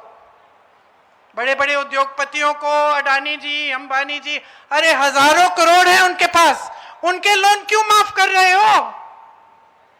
लाखों करोड़ के लोन उनके माफ हो रहे हैं। यहां किसान मर रहा है अपनी बेटी की शादी करने के लिए, कर्ज लेता है, ब्याज देता है, और तुम इसका लोन नहीं माफ कर सकते। और फिर आ जाते हैं चुनाव के समय बड़े बड़े भाषण देने के लिए, महिलाओं के लिए ये करेंगे वो करेंगे, बहनों का वोट मिल जाएगा। कभी यहां ध्यान भटकाएंगे, कभी वहां। आपको बोल देंगे कि भाई धर्म के नाम पर शपथ लो, भाजपा को वोट दो, हम आपके धर्म को बचाएंगे। अरे भाई धर्म की सुरक्षा करिए, लेकिन आपका काम विकास का काम भी है। धर्म ने हमें सिखाया है। महाभारत में, रामायण में सबसे बड़ी चीज क्या थी? सबसे बड़ी चीज क्या थी? एक मर्यादा, एक जनता के प्रति धर्म। यही धर्म है हिंदुस्तानी धर्म, यही हिंदू धर्म है। और हमारे लोकतंत्र का धर्म यह है कि जनता सर्वोपरि है, हम आपके लिए काम करते हैं। यह एहसास हर नेता को होना चाहिए। और आपसे बहुत बड़ी शिकायत है कि आपने इन लोगों को भुलवा दिया है। इनको कोई एहसास नहीं है, कोई एहसास नहीं है। इनको लगता है हमें काम करने की जरूरत नहीं है, चुनाव के समय जाति की बात कर लेंगे, धर्म की बात कर लेंगे और यूं हम वोट ले लेंगे और सत्ता में रहेंगे। बस जनता को लड़वा लेंगे, धर्म की रक्षा की बात करेंगे, जज्बाती बात करेंगे, वोट मिल जाएगा। काम क्यों करें? और मैंने अपनी आंखों से देखा है। मैं अपनी यूपी के साथी यहाँ पे बैठे हैं, यूपी में मैं एक गांव में गई, मैं एक बहन से मिली, पूछा कि बहन यहाँ तो न पानी आ रहा है न बिजली आ रही है, खंबा लगा हुआ है 10 साल पहले, अभी तक बिजली नहीं है, न पाठशाला है तुम्हारे बच्चों के लिए, ना तुम्हारे पास रोजगार है, यहाँ पे घर में तुम चूड़ियां बना रही हो सेक के अपने आप, तो बताओ फिर से विधायक को जिताओगी? कहती है हाँ। मैंने कहा कौन सा विधायक है भाई ये इतना इतना क्या नाम है, इतना जो जिसको इतना मिल रहा है कुछ किए बिना। बिल्कुल सही कहा आपने बाबा, बिल्कुल सही कहा आपने बाबा, बिल्कुल सही कहा। मैंने उस महिला से पूछा क्यों जिता रही हो इसको बार बार, इसमें कौन सी खासियत है, काम तो किया नहीं है इसने आपके लिए। कहती है कि मेरे घर आए थे ये लोग भाजपा के, मेरे साथ दुरदुरिया होता है यूपी में। मतलब ये दुरदुरिया होता है, एक महिलाएं बैठती हैं और थोड़े से भजन वजन गाती हैं और ये सब थोड़ा सा मुरमुरा खाती हैं, एक दूसरे को खिलाती हैं। दुरदुरिया किया, प्रार्थना कराई और अपने हिंदू धर्म के नाम पर शपथ दिलवाई कि हम भाजपा को ही वोट देंगे। हम बार बार इनको जिता रहे हैं। वाह, आपकी बिजली नहीं है, पानी नहीं है, शिक्षा के लिए कुछ नहीं है, उद्योग नहीं है, रोजगार नहीं है, भविष्य नहीं है, और ये लोग आके आपसे कहते हैं कि चलो धर्म के नाम पर, जाति के नाम पर ले लो, वोट दे देते हैं आप। ये कौन सी बात हुई? ये मेरी नाराजगी है आपसे। इसका मतलब है आप अपना कर्तव्य भूल रहे हैं, अपने प्रति, आपके अपने परिवारों के प्रति, अपने बच्चों के प्रति, अपनी धरती माता के प्रति, अपने देश के प्रति। आपका कर्तव्य है कि वोट उसको जाएगा जो आपके लिए काम करेगा, जो विकास करेगा, जो आपके गांव में बिजली लाएगा, जो पानी की टूटी में पानी दिलवाएगा, जो गांव की पाठशाला की मरम्मत करके उसमें अध्यापक बिठाएगा, जो खेती किसानी से आपको कमाने देगा, जो आपको रोजगार देगा, जो आपके संघर्ष को समझेगा। जब आप पलायन करके जाते हो, कितना दुख सहते हो, उसे समझेगा और उस दुख को हल्का, उस बोझ को हल्का करने की कोशिश करेगा। उसको वोट तो अपना, यही एक सबसे बड़ा कर्तव्य है आपका। समझदारी से, विवेक से, अपने समझ से, अपने अनुभव से अपना वोट दो। अनुभव क्या है आपका? सुबह उठते हो, घबराहट होती है, कमाओगे कैसे, घबराहट होती है, पता नहीं आज मजदूरी मिलेगी कि नहीं मिलेगी तो खाली पेट सोना पड़ेगा, परिवार का एक ना एक सदस्य सोएगा खाली पेट। ये घबराहट है। ये घबराहट दूर करने वाला कौन है, ये सोचो। 20 सालों से तुम्हारी असलियत क्या है उसको सोचो, उसके बारे में सोचो, उसका क्या अनुभव है और उस अनुभव को देख के अपना वोट डालो। महागठबंधन की जो सरकार है अगर आएगी तो बहुत सारी उसने एक विजन बनाया है बिहार के लिए कि बिहार के लिए क्या करेंगे। आज आप शिक्षित हो सारे नौजवानों, पेपर देते हो नौकरी के लिए, पेपर लीक होता है, नियुक्ति होते होते साल बीत जाते हैं, है कि नहीं? बहुत अच्छी स्कीम लाए थे मोदी जी आपकी नौकरियों के लिए, रोजगार के लिए, अग्निवीर, सब खत्म कर दिया। जो सेना में भर्ती होने के लिए संघर्ष करता था नौजवान, जिसके दिल में देशभक्ति की ज्वाला जलती थी, आज घर पे बैठा है, क्योंकि आज जानता है कि जाएगा सेना में, 4 साल बाद वापस आकर फिर से बेरोजगार होगा, शहीद हो जाएगा तो उसका कोई मान सम्मान नहीं होगा।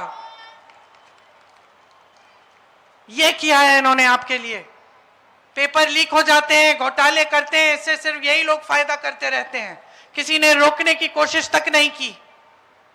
महागठबंधन की सरकार आएगी तो एक जॉब कैलेंडर बनेगा, उसमें आपकी जिस दिन आपकी प्रतीक्षा होगी, जिस दिन आपकी परीक्षा होगी वो दिन, जिस दिन आपका रिजल्ट निकलेगा वो दिन, जिस दिन आपकी नियुक्तियां होंगी वो दिन पहले से तय होगा। अगर किसी ने उसके साथ खेलने की कोशिश की, इधर उधर किया, सख्त से सख्त कार्रवाई होगी। आप पेपर देने जाओगे तो आपके फॉर्म की फीस मुफ्त में होगी, आपकी फॉर्म की फीस आपको भरनी नहीं पड़ेगी। आपको परीक्षा केंद्र में जाना होगा तो आने जाने के लिए जो भी आपका किराया होगा वो आपको मिलेगा, निःशुल्क आओगे जाओगे। जो सरकारी पद खाली पड़े हैं उसको भरने का काम महागठबंधन की सरकार सबसे पहले करेगी।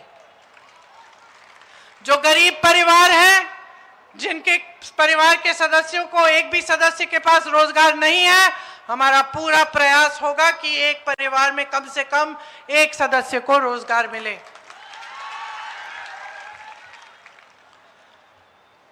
नौजवान अगर अपना कोई छोटा सा कारोबार खोलना चाहे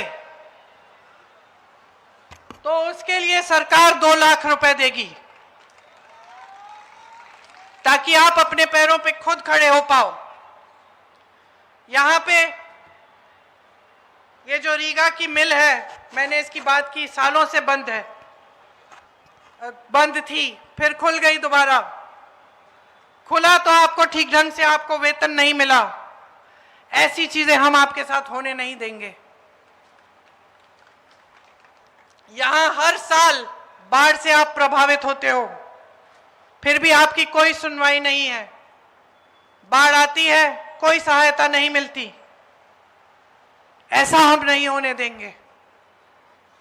मेरी बहनें यहां बैठी हैं, 500 रुपए का आपके लिए हम सिलेंडर करवाएंगे।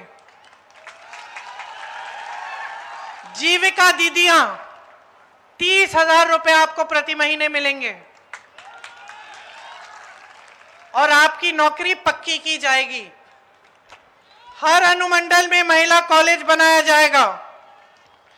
एक माई बहन योजना लाएंगे जिसमें हर महीने 2500 रुपए गरीब परिवारों की महिलाओं को मिलेंगे, सीधे आपके खाते में जाएंगे।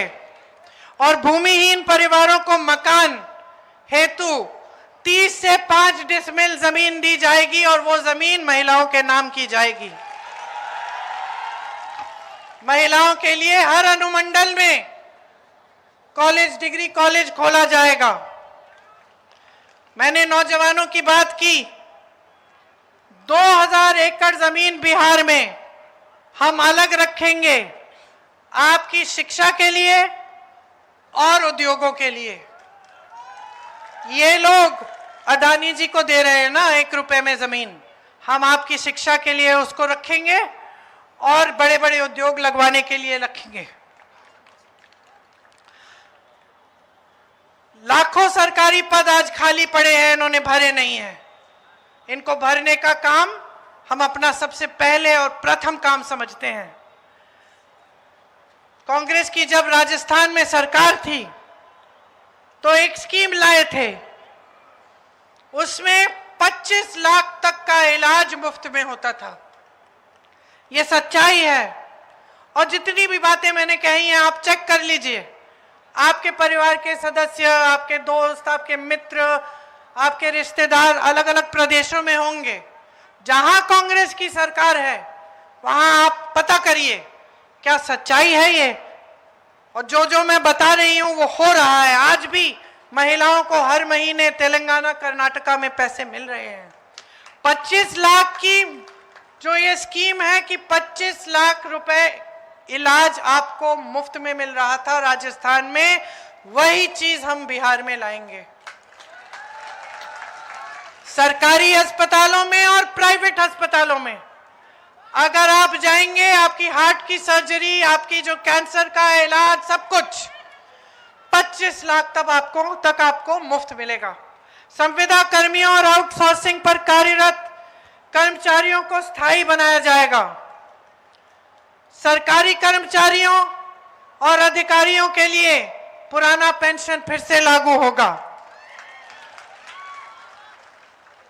विधवा पेंशन 1500 रुपए बनेगा और 200 रुपए हर साल बढ़ाया जाएगा। दिव्यांग पेंशन 3000 रुपए प्रति माह। 5 नए एक्सप्रेसवे बनाएंगे। हर विधानसभा में स्थानीय रोजगार को बढ़ावा देने के लिए अलग से 10 करोड़ रुपए भिजवाएंगे। 200 बिजली के यूनिट मुफ्त में मिलेंगे आपको। जो न्यूनतम समर्थन मूल्य है किसानों के लिए, उसका गारंटी लेते हैं हम, आपको वो न्यूनतम समर्थन मूल्य मिलेगा। और मंडी की व्यवस्था बनेगी। मनरेगा में हम 300 रुपए की मजदूरी देंगे और काम के दिन 2 गुने करेंगे। ये सब हम क्यों करेंगे? क्योंकि हम अच्छी तरह से समझते हैं कि देश की संपत्ति हमारी नहीं है, इन नेताओं की नहीं है, किसी बड़े उद्योगपति के लूटने के लिए नहीं है। हम अच्छी तरह से समझते हैं कि इस देश की संपत्ति आपकी है, कि ये पैसा जो आपका है वापस आपकी जेब में जाना चाहिए। ऐसी स्कीमें बननी चाहिए जिससे आपका विकास हो, जिनसे आप अपने पैरों पे खड़े हो पाए। इसलिए आज आधा बिहार वोट डालने जा रहा है। वहां शुरू हो गया है चुनाव, यहां पे पोलिंग आपकी कुछ दिनों में है। आज मैं यहां इसलिए आई हूं आपको सिर्फ एक बात कहने के लिए। आप सुन लीजिए, मैंने बड़ा लंबा भाषण दिया, ध्यान से सुना भी आपने। भाजपा के नेता भी आते हैं, शायद आए होंगे मेरे से पहले, उन्होंने भी भाषण दिया, सुनिए। लेकिन मैं एक चीज कहने आई हूं, आपका वोट आपका है, समझदारी से दो, जिम्मेदारी से दो, अपने विवेक से दो, अपनी भलाई के लिए दो, अपनी धरती के लिए दो, अपने परिवार के लिए, अपने गांव के विकास के लिए, अपने समाज के लिए दो।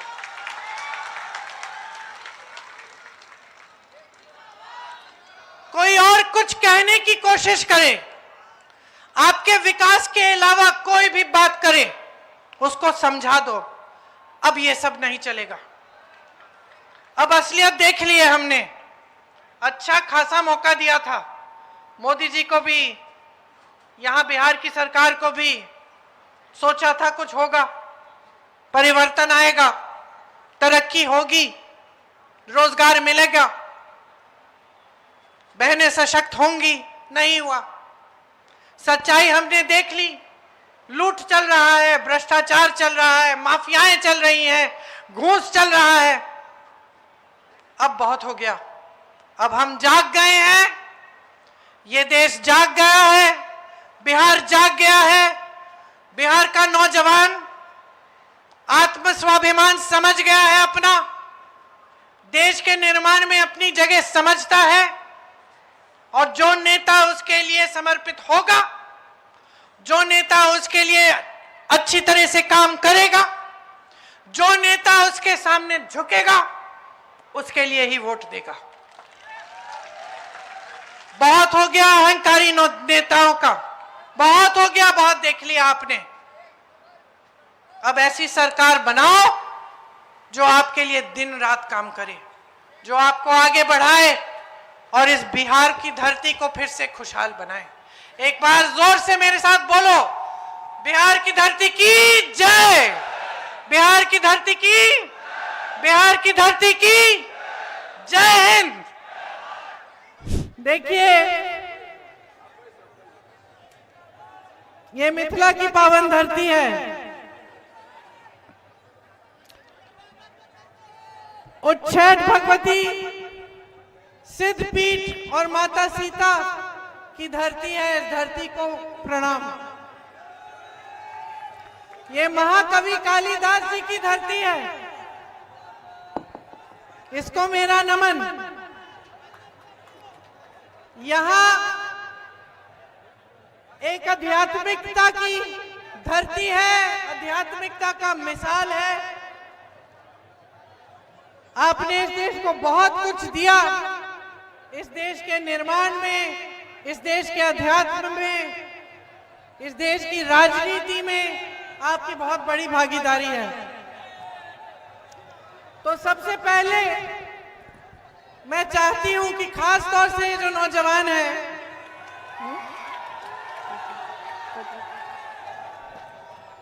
ये समझे कि बिहार ने इस देश के लिए क्या किया। आपकी धरती ने इस देश की आजादी के लिए, इस देश के निर्माण के लिए, इस देश के इतिहास के लिए क्या किया है। ये वो धरती है, बिहार की धरती, जहां से हमारे सत्याग्रह का आंदोलन शुरू हुआ। आपके पूर्वज जो किसान थे, एक ऐसे समय में जबकि ये व्हाट्सएप नहीं था जो आप लोग इस्तेमाल करते हो, कि फट से कि फोटो ले ली फट से वहां पहुंच गई दिल्ली, ये नहीं था। सोच लो, उस समय में जब फोन नहीं था, टीवी नहीं था, मुश्किल से 1-2 अखबार थे, अंग्रेज उस अखबार में कुछ छापने भी नहीं देते थे। उस समय आपके पूर्वजों ने एक ऐसा आंदोलन किया, ऐसी वीरता, ऐसा धैर्य दिखाया कि महात्मा गांधी तक उनकी आवाज पहुंची और महात्मा गांधी जी यहां आए उनकी समस्या को समझने, और उन्हीं से प्रेरित होकर, यहां के किसानों से प्रेरित होकर महात्मा गांधी जी ने एक ऐसा आंदोलन शुरू किया जो इस विश्व में अनोखा आंदोलन रहा, अहिंसा और सत्य पर आधारित, जिससे अंग्रेजी साम्राज्य झुका और उनको यहां हमारा देश छोड़ना पड़ा।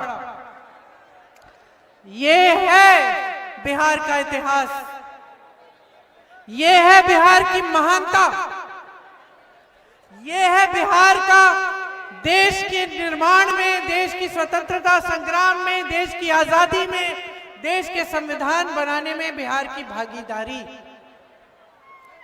अब समझो और बातें।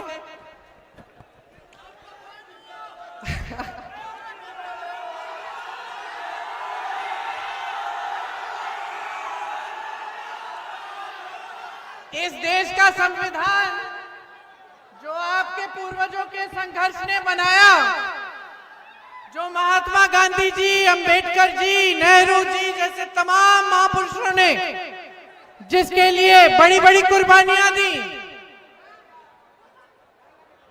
वो संविधान क्या कहता है बताओ?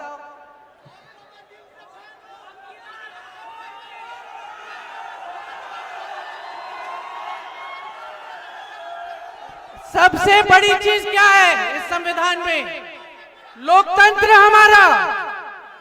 लोकतंत्र हमारा क्या है कि वो महिला जो वहां खड़ी है, कि ये नौजवान जो यहाँ खड़ा है, वो उस दीवार पे से जो हाथ हिला रहा है, वो आप जो इस छत पे खड़े हो, आपके अधिकार और प्रधानमंत्री नरेंद्र मोदी जी के अधिकार और अमित शाह जी के अधिकार और मेरे अधिकार और इस देश के एक एक वासी के अधिकार समान है।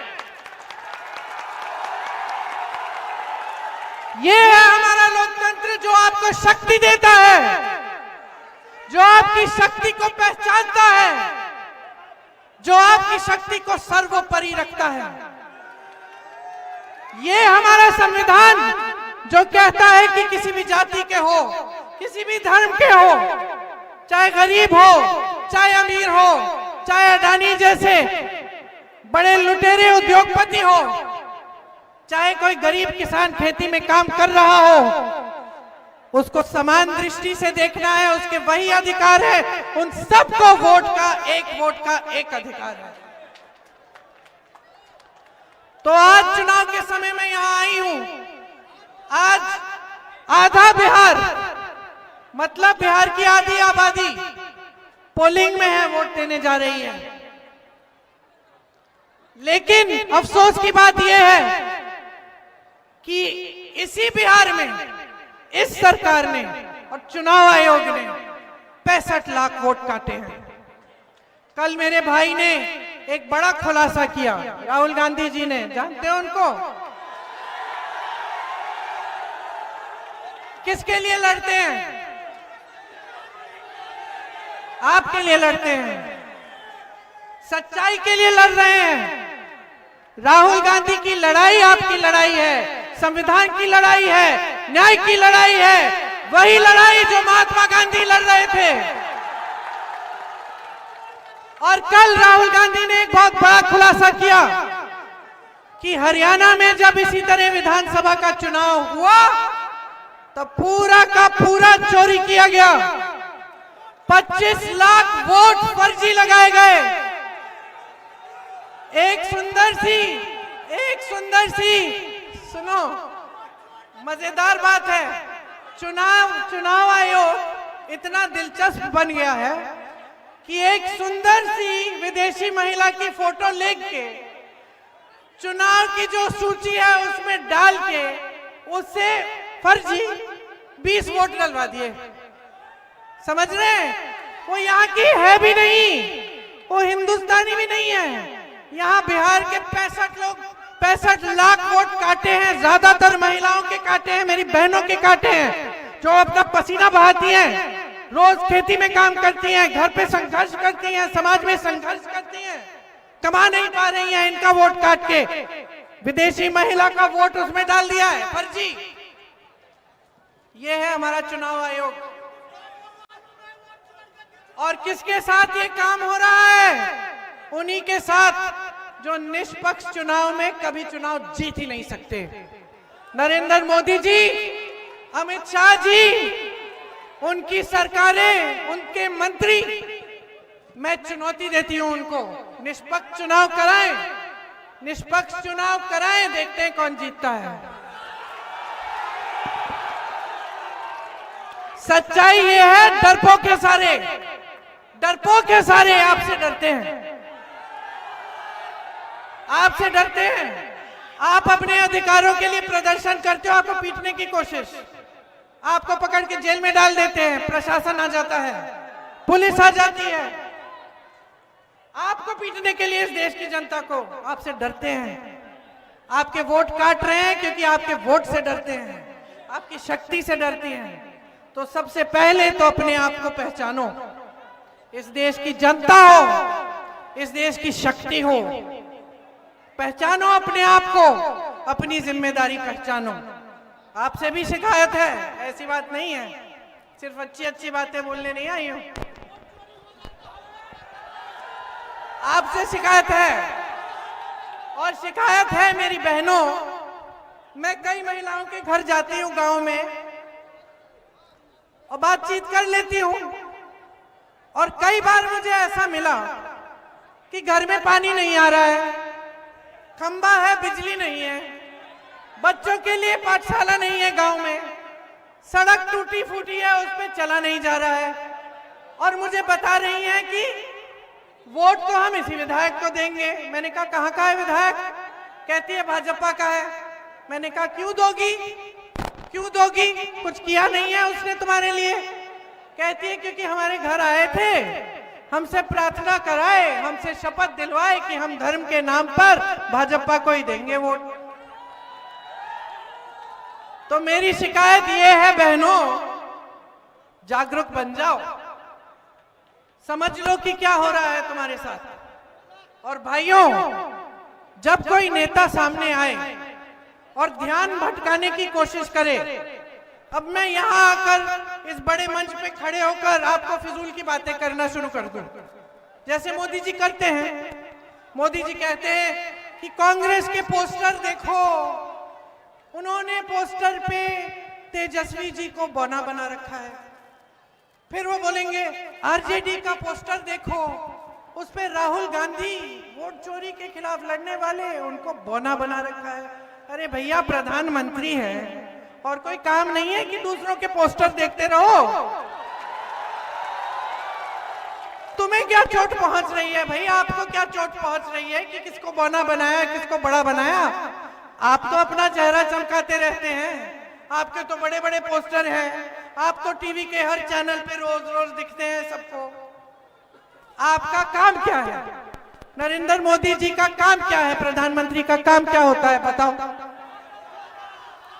तुम्हें रोजगार दिलाना, तुम्हारे लिए शिक्षा संस्थान बनाने, ये जो पेपर लीक हो रहे हैं इसको रोकना, ये मेरी बहनों को सुरक्षित रखना, इनके लिए मौके दिलवाना, ये भी रोजगार लें, ये भी अपने पैरों पे खड़ी हो। छोटी छोटी बच्चियां हैं, उनको शिक्षा मिले, आगे बढ़े, वो लोगों को इकट्ठा रखना, देश में उन्नति बनानी, देश में एकता बनानी। और ये करते क्या रहते हैं? फूट फैलाते रहते हैं, मंच पर आते हैं, फिजूल की बातें करते हैं। तो मैं कह रही हूं कि कोई भी नेता है, किसी भी पार्टी का हो, मेरी पार्टी का भी हो, फिजूल की बातें करेगा, ध्यान भटकाने की बातें करेगा, तो सबक सिखाओ, सबक सिखाओ। ये है शिकायत मेरी। अरे 20 साल से चले आ रहे हैं, 20 साल से एनडीए की सरकार है। कौन सी तरक्की हुई भाई तुम्हारी? कौन सी तरक्की हुई? आगे बढ़े हो तुम? अंगोछे वाले रोजगार मिला? टी शर्ट वाले नहीं मिला ना? बहन तुम्हें क्या मिला? अभी हफ्ते पहले तो 10,000 रुपए दे दिए तुम्हें खुश करने के लिए। इससे पहले क्या मिला? 20 सालों में कुछ मिला? तो ये 10,000 रुपए क्या बने जो हफ्ते पहले, चुनाव के पहले मिल रहे हैं? क्या बने? क्या बने? घूस। अरे घूस की इतनी आदत हो गई है, इतना भ्रष्टाचार कर डाला है, आप एक भी छोटा काम, पहचान पत्र बनाना है, कुछ भी करना है, कर नहीं सकते बगैर घूस दिए। तो ये कह रहे हैं चलो हम बिहार की महिलाओं को भी थोड़ा सा घूस दे देते हैं, 10,000 रुपए हमें वोट मिल जाएगा। ये कोई बात नहीं हुई, गलत बात है। आप पैसे ले लो, आप पैसे लो, क्योंकि आप ही के पैसे हैं, कोई एहसान नहीं है आप पे। देश की संपत्ति है, कोई मोदी जी अपने जेब से नहीं दे रहे हैं, देश की संपत्ति आप ही की है। ले लो, कुछ अच्छा करो, इससे परिवार के लिए कुछ छोटा मोटा करो, बचत कर लो अगर कर सकती हो, लेकिन अपना वोट इनको नहीं देना है। आपका वोट आपके बच्चों के लिए डलेगा, आपका वोट आपके समाज, आपके गांव, आपके विकास, आपके बच्चे, आपके माँ बाप, आपके भविष्य के लिए डलेगा। इस धरती के लिए, इस देश के लिए, जिसने सब कुछ दिया है हमें। आज आपकी परिस्थिति क्या है? तुम सब शिक्षित तो होगे, हो कि नहीं हो? बेरोजगार हो कि नहीं हो? बेरोजगार हो। आज की परिस्थिति ये है कि ये बेचारे कमाना चाहे ना, नहीं कमा पाएंगे। एक जमाने में खेती से, किसानी से कमाता था इंसान, सुबह शाम मजदूरी करता था, कमा पाता था, घर को जा जाता था। आज क्या हो रहा है? आपको खाद नहीं मिलता समय पे, आपको उपज का दाम नहीं मिलता, आपको न्यूनतम समर्थन मूल्य नहीं मिलता, ट्रैक्टर चलाना पड़ता है, ट्रैक्टर पे जीएसटी, पेट्रोल पे जीएसटी, डीजल पे जीएसटी नहीं, पेट्रोल के दाम महंगे हो गए हैं, डीजल महंगा हो गया है। तो कमाओगे कैसे? कमाओगे कैसे? ठीक है, खेती किसानी से कमाते थे, अब नहीं कमा पाते। अब बड़े बड़े उद्योगों की बात करते हैं। ये लोग कहते हैं ना 70 सालों में कांग्रेस ने क्या किया। मैं सूची निकालूंगी ना, 1 घंटे के लिए यहाँ खड़ी रहूंगी, क्या किया। IIM, IIT, एम्स, बड़े बड़े उद्योग, बड़े बांध, बड़ी नहरें, बड़े पुल, सारे कांग्रेस के जमाने में बने। इन्होंने क्या बनाया? इनके 27 पुल तो 3 साल में गिर गए। इन्होंने कोई बड़ी संस्था बनाई, कोई विश्वविद्यालय नया शुरू किया, कोई बड़ा उद्योग लगाया। जो चीनी के मिल थे वो भी बंद हो गए। यहां बिहार में रिफाइनरियां होती थी, बिहार में सब कुछ बनता था, पेपर मिल, चीनी मिल, इतनी सारी चीजें। शिक्षा की व्यवस्था इतनी अच्छी थी कि यहीं से सबसे बड़े बड़े अधिकारी जाते थे, IPS, IFS, IAS, नाम लोग बिहार के होते थे। कितना आत्म स्वाभिमान था, कितना आत्मसम्मान था। आज क्या है? शिक्षा ठप, उद्योग, जितने भी बड़े बड़े उद्योग थे सरकारी, कहां गए? किसके पास? अडानी और अंबानी के पास। देश के बंदरगाह, देश के हवाई अड्डे, आप नाम लीजिए, सारा इनको सौंप दिया है। आपको अपने बच्चों की शादी करानी पड़ती है, कर्ज लेना पड़ता है। कर्ज लेना पड़ता है, कर्ज चुकाने के लिए जीवन भर संघर्ष करते रहते हो, ब्याज देना पड़ता है। ये अडानी जी, अंबानी जी, इनके पास लाखों करोड़ रुपए हैं। अब मोदी जी क्या करते हैं? क्या करते हैं? उनके कर्ज माफ करते हैं और आपके कर्ज माफ नहीं करते। आपका 1 रुपया माफ नहीं करते, बल्कि आपकी बिहार की जमीन 1 रुपए प्रति एकड़ में अडानी को पकड़ा देते हैं। ये खड़े हैं ना नौजवान यहां बेरोजगार, इस एक एक नौजवान को अगर 1-1 एकड़ जमीन दे दी होती 1 रुपए के दाम में, तो क्या तुम नहीं कर सकते थे अपना भविष्य उज्जवल? तो कैसी सरकार को बढ़ावा दे रहे हो?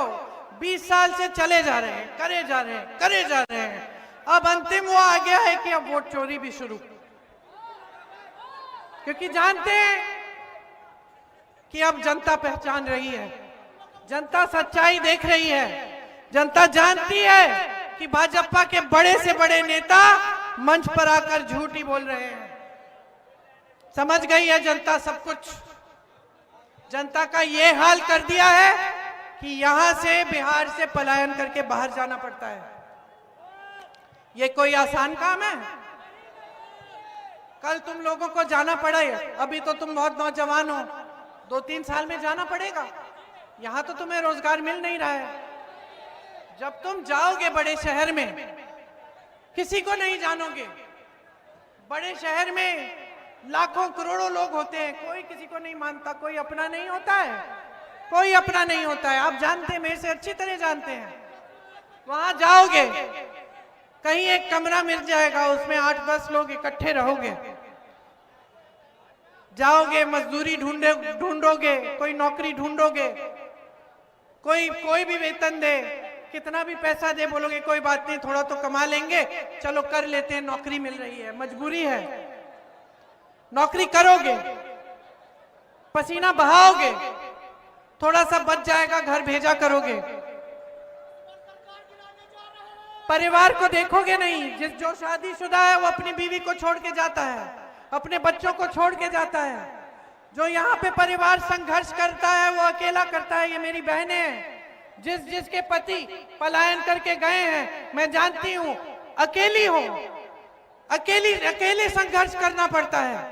वो आ नहीं पाता, चाहे कितना भी चाहे, वो लौट नहीं पाता। सिर्फ छुट्टियों में आएगा, छठ के लिए आएगा, दिवाली के लिए आएगा, बाकी समय सारे संघर्ष तुम खुद करोगी। बच्चों को संभालोगी, कोई बीमार पड़ेगा उसका इलाज कराओगी, किसी को अस्पताल या डॉक्टर के पास ले जाना है, इधर से उधर दरवाजे खटखटाओगे, भटकती जाओगी, अकेली हो। और वो वहां पे अकेला है और वो संघर्ष कर रहा है और तुम संघर्ष कर रही हो। आज ये बना दिया है बिहार को कि यहां नौकरी नहीं मिल रही है। क्या आपके दिलों में दुख नहीं होता कि अपने परिवार से इतना दूर जाना पड़ता है, इतना संघर्ष करना पड़ता है, और वहां शहर के लोग भी आपका अपमान करते हैं और आपको वो अपमान भी सहना पड़ता है। चुपचाप से पी लेते हो क्योंकि मजबूरी है। बिहार आओगे, वापस आओगे, यहां भी रोजगार नहीं मिलेगा, चलो सह लेते हैं, कोई बात नहीं, बोलने दो। ये स्थिति है आज आपकी, और आपको कोई जरूरत नहीं है कि कोई मेरे जैसे नेता दिल्ली से आकर आपको समझाए। ये जो स्थिति आप समझते हैं, आप जी रहे हो, रोज सुबह उठते हो, घबराहट होती है, दिवाली आ रही है, हाँ खुशी होती है, लेकिन अंदर से घबराहट भी होती है। मेहमान आएंगे, घर आएंगे, खाना बनाना पड़ेगा उनके लिए, घर की लिपाई पुताई करानी पड़ेगी, कुछ टूटा हुआ है मरम्मत करनी पड़ेगी, कैसे करेंगे? घबराते हो, चैन का जीवन नहीं जी पा रहे हो, और ये गलत बात है। गलत बात इसलिए कि जो सरकार है वो गलत नीतियों से आपका प्रदेश चला रही है। अफसोस की बात तो ये है कि आपके अपने नीतीश जी भी खुद नहीं चला पा रहे हैं, क्योंकि मोदी जी और अमित शाह उन पर हावी हैं। आपकी सरकार दिल्ली से चल रही है, यहाँ के डबल इंजन असलियत ये है, सिंगल इंजन है, मोदी जी चलाते हैं, चाबी उनके पास है, ऑन वो करते हैं, ऑफ वो करते हैं। तो जो निर्णय यहाँ पे बिहार की धरती पे बिहार के वासियों के लिए लेने चाहिए वो भी नहीं ले पा रहे हैं। और ये पोस्टरों की मैंने बात की, मोदी जी देखते रहते कि किसका कहां पोस्टर है। अरे खुद तो नीतीश जी को मंच पे नहीं लाए हैं, उनके मंचों को देखो, सिर्फ मोदी जी छाए हुए हैं। नीतीश जी को सम्मान नहीं दे रहे हैं, बिहार की जनता को सम्मान नहीं दे रहे हैं। तो बिहार का भविष्य क्या है? फिर भविष्य क्या है? तो ये है आपकी परिस्थितियां, ये है आपकी असलियत। अब बताओ बदलनी है कि नहीं? और जोर से, किसके लिए बदलोगे? अपने लिए बदलोगे, अपने लिए बदलोगे। और सुन लीजिए, ऐसा नहीं होना चाहिए कि आंखें मूंद करके आपने किसी को वोट दे दिया। आप देखो कौन क्या काम कर रहा है। कांग्रेस पार्टी की राजस्थान में सरकार थी, 25 लाख तक स्वास्थ्य बीमा मिलता था। मतलब तुम बीमार पड़े, भगवान ना करे लेकिन कोई बड़ी बीमारी हो गई, 25 लाख तक उसका इलाज सरकार दे रही थी। मैं जब गई राजस्थान तो मुझे ऐसे लोग मिले, रो रहे थे कि दीदी हार्ट का पूरा ऑपरेशन हुआ है, कैंसर का पूरा इलाज हुआ है, 1 रुपया नहीं देना पड़ा। एक महिला ने मुझसे कहा ये जो स्कीम है ना आप पूरे देश में लागू कराओ, इससे इतने गरीबों की मदद हो जाएगी। हम इसको बिहार में लागू करना चाहते हैं। करके दिखाया है, करके दिखाया है। इसलिए आज तेलंगाना और कर्नाटका में कांग्रेस की सरकार है, हर महीने महिलाओं को पैसे मिलते हैं। गरीब परिवारों की महिलाओं को 2500 रुपए हर महीने मिल रहे हैं। हम यहां पे भी आपको 2500 रुपए हर महीने देना चाहते हैं। भूमिहीन परिवारों को हम मकान या 3 से 5 डिसमिल जमीन देना चाहते हैं, और वो जमीन मेरी बहनों आपके नाम होगी, आपके नाम में। और जो पैसे आएंगे सीधे आपके खाते में आएंगे, ताकि आप मजबूत हो। आपका जो विधवा पेंशन है वो 1500 रुपए होगा और हर साल 200 रुपए बढ़ाया जाएगा। जो दिव्यांग पेंशन है वो 3000 रुपए किया जाएगा। मनरेगा में मजदूरी 300 रुपए में मिलेगी, तो मजदूरी के लिए 300 रुपए मिलेंगे और मनरेगा के दिन 2 गुने किए जाएंगे। किसान सुन लीजिए जो यहां मौजूद हैं, गारंटी दे रहे हैं हम आपको कि न्यूनतम समर्थन मूल्य आपको मिलेगा। आपके लिए मंडियां खुलवाई जाएंगी, आपकी मदद होगी। 200 यूनिट बिजली मुफ्त में मिलेगी। जीविका बहनें सुन लें, 30,000 का आपका वेतन होगा प्रति माह और आपकी नौकरी पक्की होगी। मेरे नौजवान भाई यहां खड़े हैं, पेपर लीक की मैंने बात की, पूरी आपकी जवानी बर्बाद हो जाती है। आप ठहरे रहते हैं, पेपर देते हैं, लीक हो जाता है, चलो कोई बात नहीं, 6 महीने में रिजल्ट आ जाएगा, फिर से पेपर दे देंगे, रिजल्ट आ गया, नियुक्ति नहीं हुई, और ठहरेंगे। ठीक है, किसी और नौकरी के लिए हम वो ट्राई भी नहीं करेंगे, कोशिश भी नहीं करेंगे, क्योंकि ये हो जाएगी एक ना एक दिन। ठहरे रहो, सालों ठहरे रहो। यूपी में तुम्हारे जैसे नौजवानों से मिली हूं जो 28-29 साल तक ठहर रहे हैं। मुझे कहा उन्होंने शादी नहीं हो पाई, रोजगार नहीं मिला, हमने कोशिश भी बंद कर ली क्योंकि हमने इतने एग्जाम दे दिए थे, पेपर लीक हो गए थे, लेकिन हमने सोचा एक ना एक दिन तो हो ही जाएगा। हम जब गए बोला 6 महीने में होगा, 6 महीने में होगा, हमने काम रुक जाते हैं। तो इस चीज को बंद करने के लिए, इन घोटालों को बंद करने के लिए एक जॉब कैलेंडर निकालेंगे। उसमें जिस दिन आपका पेपर होगा, जिस दिन आपका रिजल्ट निकलेगा, जिस दिन आपकी नियुक्ति होगी वो पहले से हम आधारित कर देंगे, निर्धारित कर देंगे। और अगर किसी ने उसके साथ खिलवाड़ किया तो उस पर सख्त से सख्त कार्रवाई होगी। आज बिहार में हजारों सरकारी रोजगार, सरकारी पद खाली पड़े हैं। हमारा सबसे पहला काम होगा कि हम उन पदों को भरें और हर गरीब परिवार में जहां एक भी रोजगार नहीं है वहां हम रोजगार देने का पूरा प्रयास करेंगे। और सुन लो नौजवानों, अगर अपना कोई कारोबार शुरू करना है, छोटा सा, अपना छोटा सा बिजनेस, सरकार आपको 2 लाख रुपए देगी और हर विधानसभा में 10 करोड़ रुपए अलग से मिलेंगे विधानसभा को कि यहाँ पे स्थानीय उद्योग लगाए जाएं ताकि स्थानीय रोजगार आपको मिले। मेरे भाई ने सामाजिक न्याय के लिए एक बहुत बड़ी लड़ाई लड़ी है, लड़ रहा है और लड़ते रहेगा जब तक न्याय नहीं होगा। यहाँ पे जब राहुल जी ने न्याय यात्रा निकाली, जब यहाँ तब सबसे पहले तो बहुत विरोध किया भाजपा के नेताओं ने। तब जब 24 का चुनाव हुआ और नतीजा एकदम उनके मुताबिक नहीं गया, उनको लगा कि इसमें बात में कुछ दम है, कहीं चुनाव हम हार न जाएं, तो चलो हम भी कह देते हैं कि हम जातिगत जनगणना बिहार में भी करेंगे। फिर क्या किया, उसको ठंडे बस्ते में डाल दिया, कचहरी में गए ठंडे बस्ते में डाल दिया, क्योंकि नियत ठीक नहीं है, आपके लिए न्याय नहीं दिलवाना चाहते। आज आपका प्रतिनिधित्व पूरा नहीं है,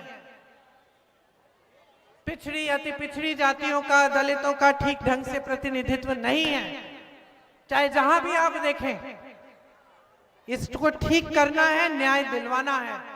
इसीलिए पंचायती राज और नगर निकायों में ईबीसी आरक्षण 30% और दलित आरक्षण 20% किया जाएगा और अति पिछड़ा वर्ग अत्याचार निवारण अधिनियम बनाया जाएगा, जिससे ये जो अपराध अत्याचार बढ़ रहे हैं बिहार में 3 गुना हो गए हैं। सबसे ज्यादा अति पिछड़ी जाति पर, दलित पर, अल्पसंख्यकों पर और महिलाओं और बच्चों पर। इस अपराध को रोकना है और रोकने के लिए हम ठोस कार्रवाई करेंगे। निजी शिक्षा संस्थानों में भी ईबीसी, ओबीसी, दलित के लिए आरक्षण लागू होगा। तो ये सब चीजें हम आपके लिए करना चाहते हैं। हम इसलिए करना चाहते हैं क्योंकि हम अच्छी तरह से समझते हैं कि आपका संघर्ष क्या है। दुख होता है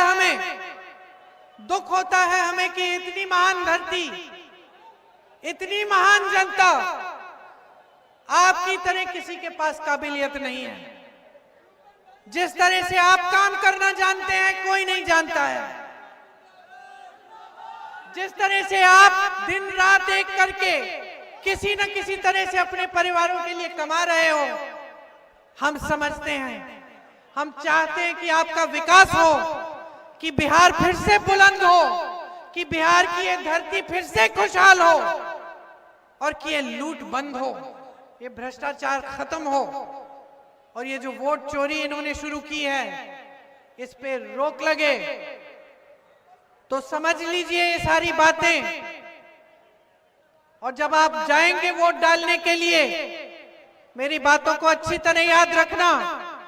ये वोट सोच समझ के अपने दिल से देना, अपनी इस महान धरती के लिए। व्यर्थ मत होने देना। ये आपकी एक बहुत बड़ी जिम्मेदारी है। हम अपनी जिम्मेदारी को अच्छी तरह से समझते हैं और निभाकर दिखाएंगे। हमारे जितने भी प्रत्याशी हैं आपके लिए समर्पित हैं, आपके लिए दिन रात एक करेंगे, आपके विकास के लिए काम करके आपको दिखाएंगे। तो एक बार जोर से मेरे साथ बोलिए, बिहार की धरती की जय, बिहार की धरती की जय, बिहार की धरती की जय। याद रखना मेरी बातों को, चुनाव के दिन भारी से भारी बहुमत से हमारे तीनों प्रत्याशियों को जिताना, बिहार में महागठबंधन की सरकार लाना और अपने भविष्य को फिर से उज्जवल बनाना। धन्यवाद। जय हिंद।